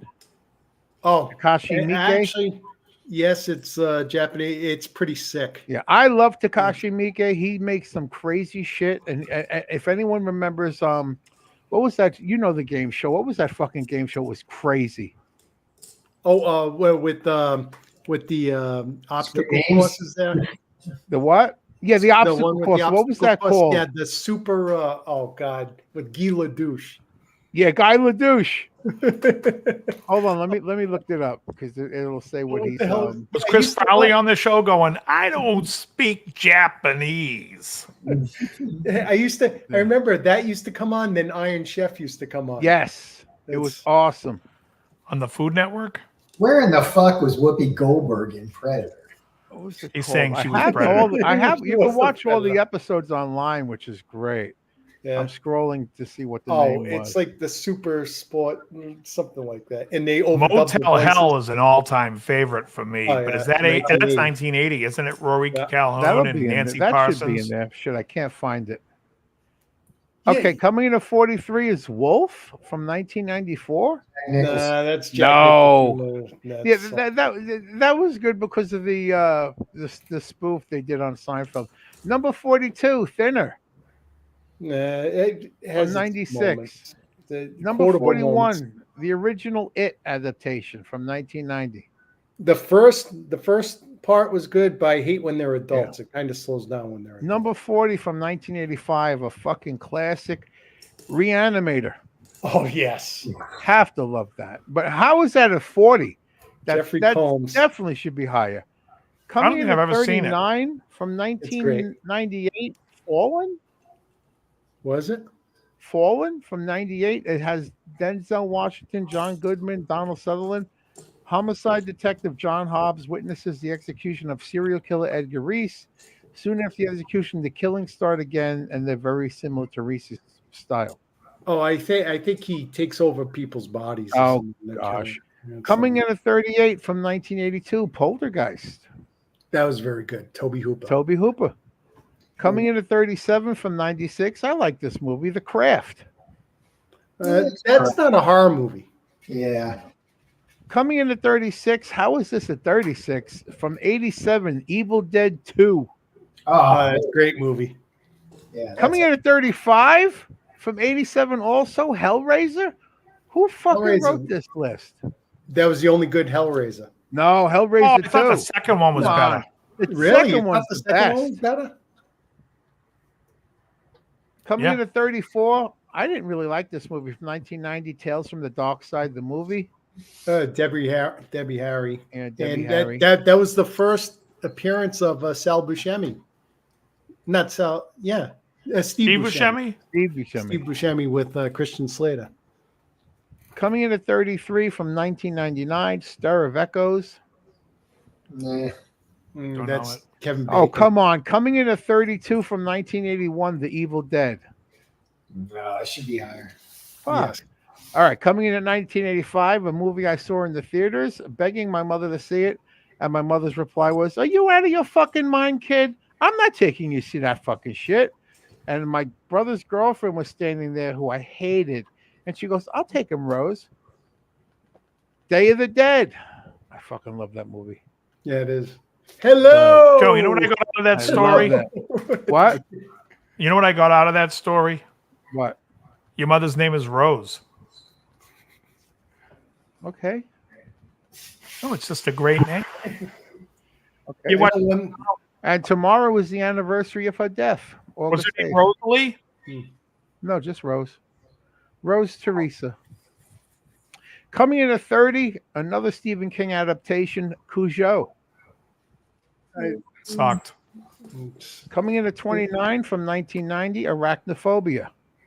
That was Sucked. fun. No, it was fun. It Coming in wasn't at a horror 20 from 1988, The Serpent and the Rainbow. Oh, that was pretty good with Bill Pullman. A little bit crazy. Movie Coming in at sucked. Mike, You didn't am like I it? the only one that thinks that movie sucked? Serpent I and the hated Rainbow? it. I hated Really, it. I like Yeah. the zombie dust and shit like that. After That's pretty creepy. Spaceballs, I couldn't take Bill Pullman serious in anything. Coming in at 27 from 83, Videodrome, David Cronenberg. And James Woods. And Debbie Harry. Coming in at number 26 from 1999, Sleepy Hollow, Tim Burton, Johnny Depp. Nah. Oh, so Oh. Jan is Not a saying bad Richie movie. Blackmore is the greatest guitar player of the 70s. And I can tell you right now, there's only That's not- 300,000 people watching that disagree. Coming in No, at I'm 25, definitely should be higher. There's And 26. definitely shouldn't be higher than some of the other ones. Return of the Living Dead, Dan O'Bannon. That should be. There's That- a lot that should be top 10. Well, are- that Return of the Living Dead was good. It was funny. That was the only one that had brains. James Tarman. Caron. Coming in at 24 is Gremlins from 84. What's I with think the- I may have seen. I think I may have seen 4 of these movies that we've named so far. Well, you got a lot of good movies to watch. Coming in at 23, 1988 is a remake. I fucking love it. The Blob. It was a good Shawnee remake Smith, with, Kevin Dillon. Kevin Dillon. Yeah, I remember that. All right, from 1990, coming in at 22. This is a fun movie, Tremors. Yeah, it was all Yeah, right. Is that Kevin Bacon? Oh, come on. Coming Yeah, in Kevin Bacon. from 1994, coming in at 21, Frankenstein with Robert De Niro. oh Get fuck, the fuck out of here. that sucked balls. It's Frankenstein. Have you guys ever seen the Frankenstein bit on SNL where Fred Armisen plays Frankenstein? No, Oh, Fred Armisen. bring it up to RL sometime, Joe. You'll watch RL go crazy. He loves that bit. Coming in at 20 from 1993, Needful Things. don't remember. Oh, that seeing- was what's his face? Was that Max Max von von Sydow Sydow? or is that von, Christopher Plummer? I never read the book, but I like the movie. It's Max von Sydow, Ed I've never Harris, seen Bonnie that. Bedelia. Coming in at 1992, Bram Stoker's Dracula by Francis Ford Wow. Coppola. Did not like it. Oh, I do love- like Tom Waits in that movie It's a good as movie. Renfield. I thought it was great. Coming in I at didn't number like it. 18, 1996 is Scream. Yeah. It's good that spoofs horror movies. This I don't know that I would call this a horror movie. Coming in at 17 from 1986 is Aliens. Oh, I yeah. think of it more sci-fi horror. Sci-fi horror. Okay. Yeah. Coming in at 16 from 1990, it's Jacob's Ladder. Oh, it's That's another not- movie I hated. That's not a. Yeah, the It's whole thing. Tim, is Tim Robbins. Tim Tim Robbins, Elizabeth Danny Pena. Aiello. Elizabeth Coming in Pena. at 15 from 1994, Interview with the Vampire. No, fuck that. Oh, Dave, here you go. Coming in for 1990. Dave's basing the whole 90s on this one fucking movie.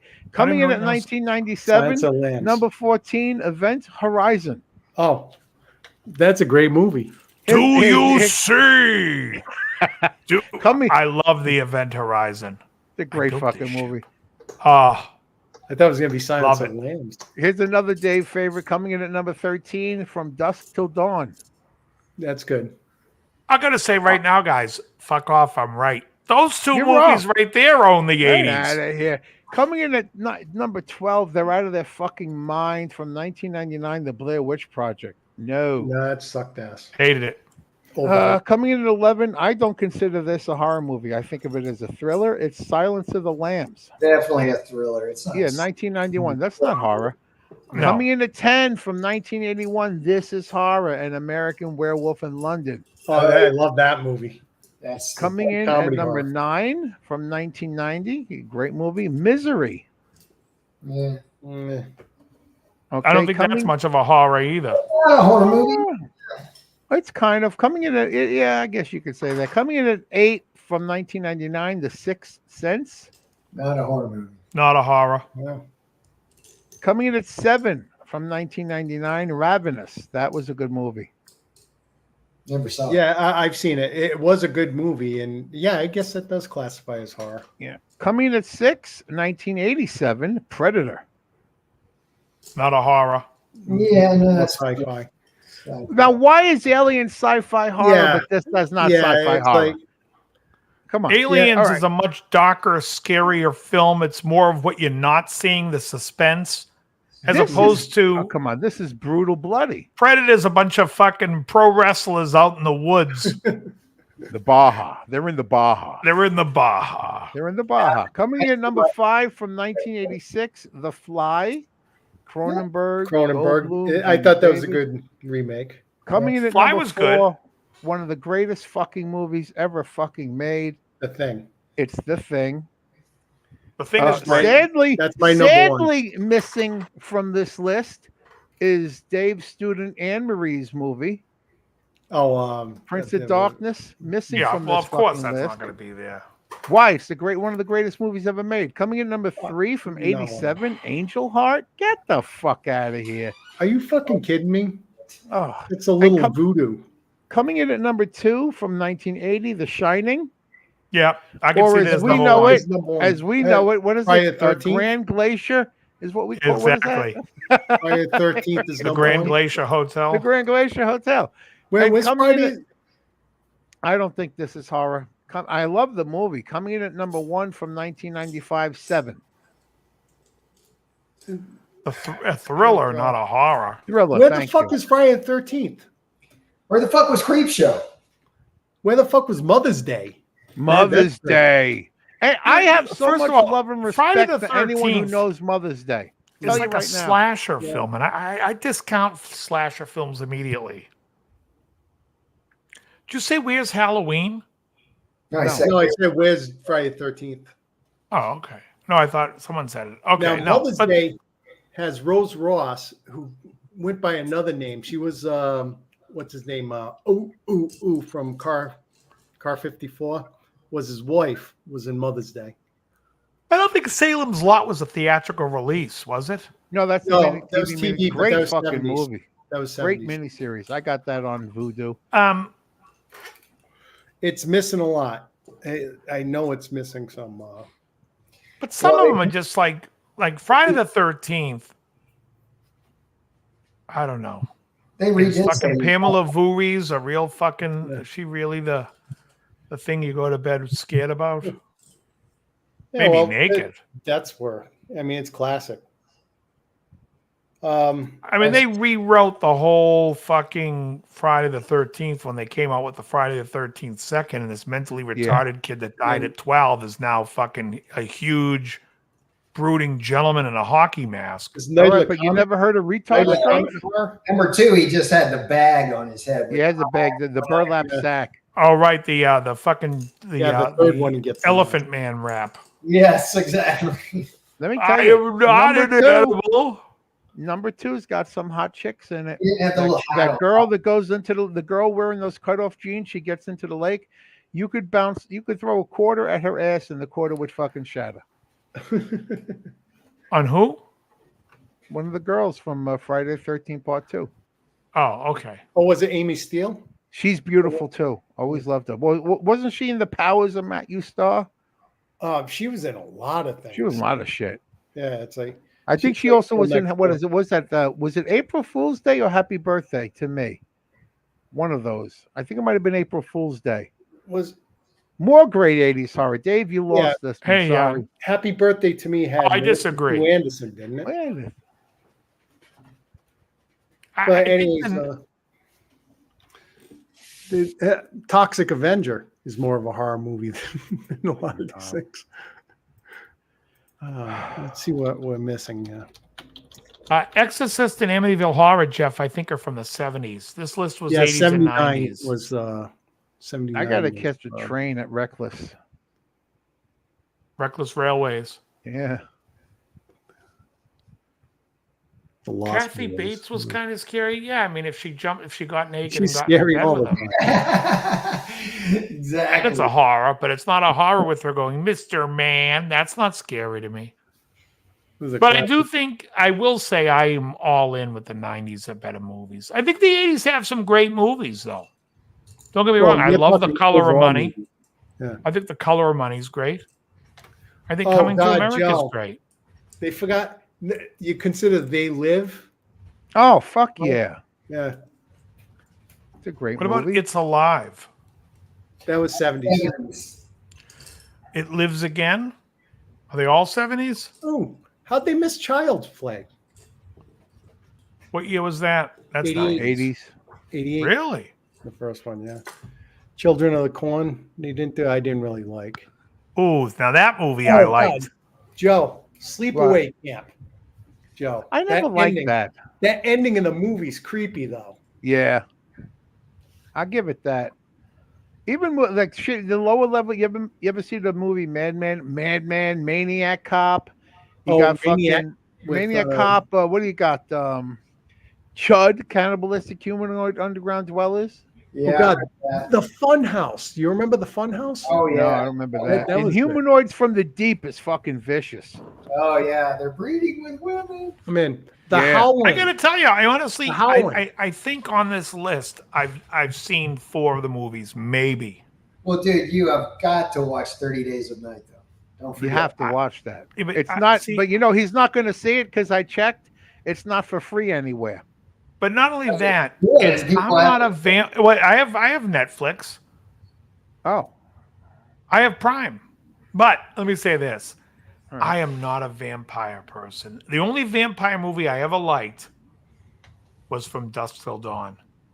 no, but this I'm you're not a going to like vampire this. It's person a either, great but you premise. It's The premise itself is like Yeah. there's a what is it? It's Alaska, right? There's a small town in Alaska where for 30 days it's Alaska. night. Right. So it's this fucking. feeding ground. Hey, And you Joe, like Josh Hartnett? Yeah, I'll check it out. Is that the guy's name? Yeah. hey Joe. I like What? Lucky Number 11. I know he's been in a lot of the things. What? I don't think I wouldn't watch Pearl Harbor. Yeah, I was- What'd you say, Dario Krell? Argento, Demons. You remember Demons? Joe? Oh, Demons 1 and Yeah. 2. Sure. yeah, 2 was good too. 2 was When it fucking comes out on awesome. the TV. Yeah. They had a good soundtrack, Rick Grimes. The best is Demons 1 and 2 has the same black actor in it. In number 1, he plays the pimp. In number 2, he's the fitness guy in the gym. But his dubbed voice is fucking hysterical. You tell me, Halo. You're the fag. Nah. Suspiria, what was it? Was Suspiria 70s? No, yeah, 70s. Yeah. The remake was good. Halo is so homophobic that if someone says a guy has sex appeal and that helps sell the product, he's like, "Oh, you're gay." Listen, I've been telling everybody I love fucking Paul Lynde, Charles Nelson Riley, but you are a homophobe because you are a closet queen, Halo. Congratulations. Who's Halo? He's a douchebag in the chat, and he's going to be off the show because anybody who's a douchebag is gone. And he just changes his name every time, but he's just a cunt. From outer space. I never liked that. I mean, I watched it on. It was fun when I watched it on. Dean Wormer in it. They had John Vernon. If I can go back to looking what I was going to be looking Dave, at. What was name the top 4 Georgina Spelvin movies. Go. I don't know who that is. What the fuck I is bet Georgina Crowd does. Spelvin? No, I don't. Forget it. Who the Matt, fuck is you're Georgina? laughing. Do you know? Know what? Okay. I know he was laughing. I was laughing at something else. High pitch. High pitch. I love high pitch. Eric. Porn. Yeah. She was in Police Academy. What is? Oh, I know never Dave's know. excited because the scene dropped today with Christy Canyon and what is this? Phoenix Marie. We're bringing back really? the oldies. I'm looking Yes. up. I'm looking up to see who the black guy was in Serpent and the Rainbow. Emily's great. She's good. I haven't talked to her in a while. It's been about 2-3 weeks, a month, maybe. Scatman Crothers or She's something? living her life. No. having a It good was time. some. Did you ever evil use looking the? bastard. Did you ever get any movies on Vudu or rent anything? Zake Smokey. That's the guy's name. Zick Smokey? You He's the again? guy in the Serpent and the Rainbow. Oh, he died in 2009. He was also on the TV show Knight Rider. He was in Cry Freedom.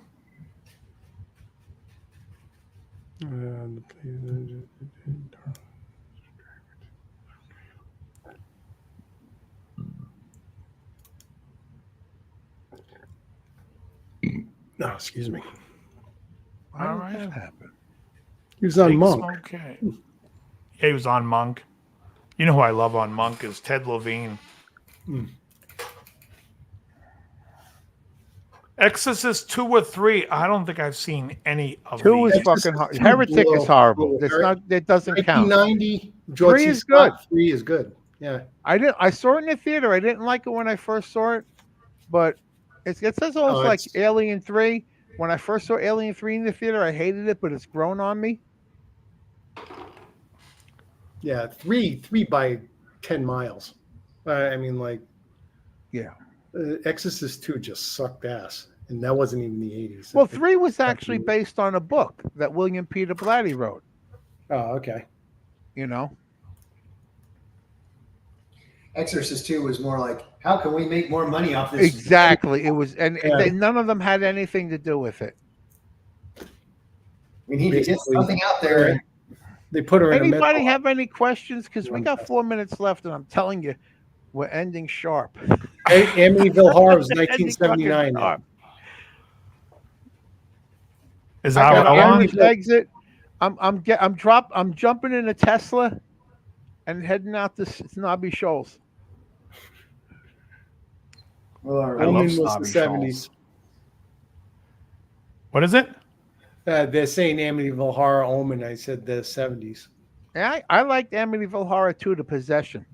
First Yeah, of but all, would you Diane guys Franklin- consider the Dead Zone a horror? Yes. That was a great one from '83. Yeah. I saw that movie. Well, that was Stephen King.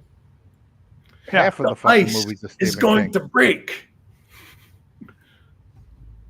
It's great. Yeah, but I was saying before, I got so much respect for anyone who's even aware of the original Mother's Day because a lot of people. I was like, "Hey, you've never seen that?" Me and my brother. Oh, boys, I'm telling you, Queenie's out there. And then Queenie was out there. Ma, I'm sorry, Ma. I just get. Ma says, "I heard her, stupid. I'm right here." Yeah, you know who that guy is? His name's Frederick Coffin. He was in a lot of movies. He was in. Yeah, he was in the movies cop with in Wayne's World. Seagal. He was in Seagal, he was Hard to yeah. Kill. He was his buddy. Yeah. The mother was actually another actress, but Ross. she's disguised. Yeah. Yeah, she's disguised her name because Yeah. she don't want to be. It's a brutal fucking movie. You don't. That would never get made nowadays. Yeah, she was the wife on Car 54, like I was saying. We're going to kidnap 3 girls to keep them as rape meat. Let's see. It was really the 1980s. My mother was a loved that special movie. time.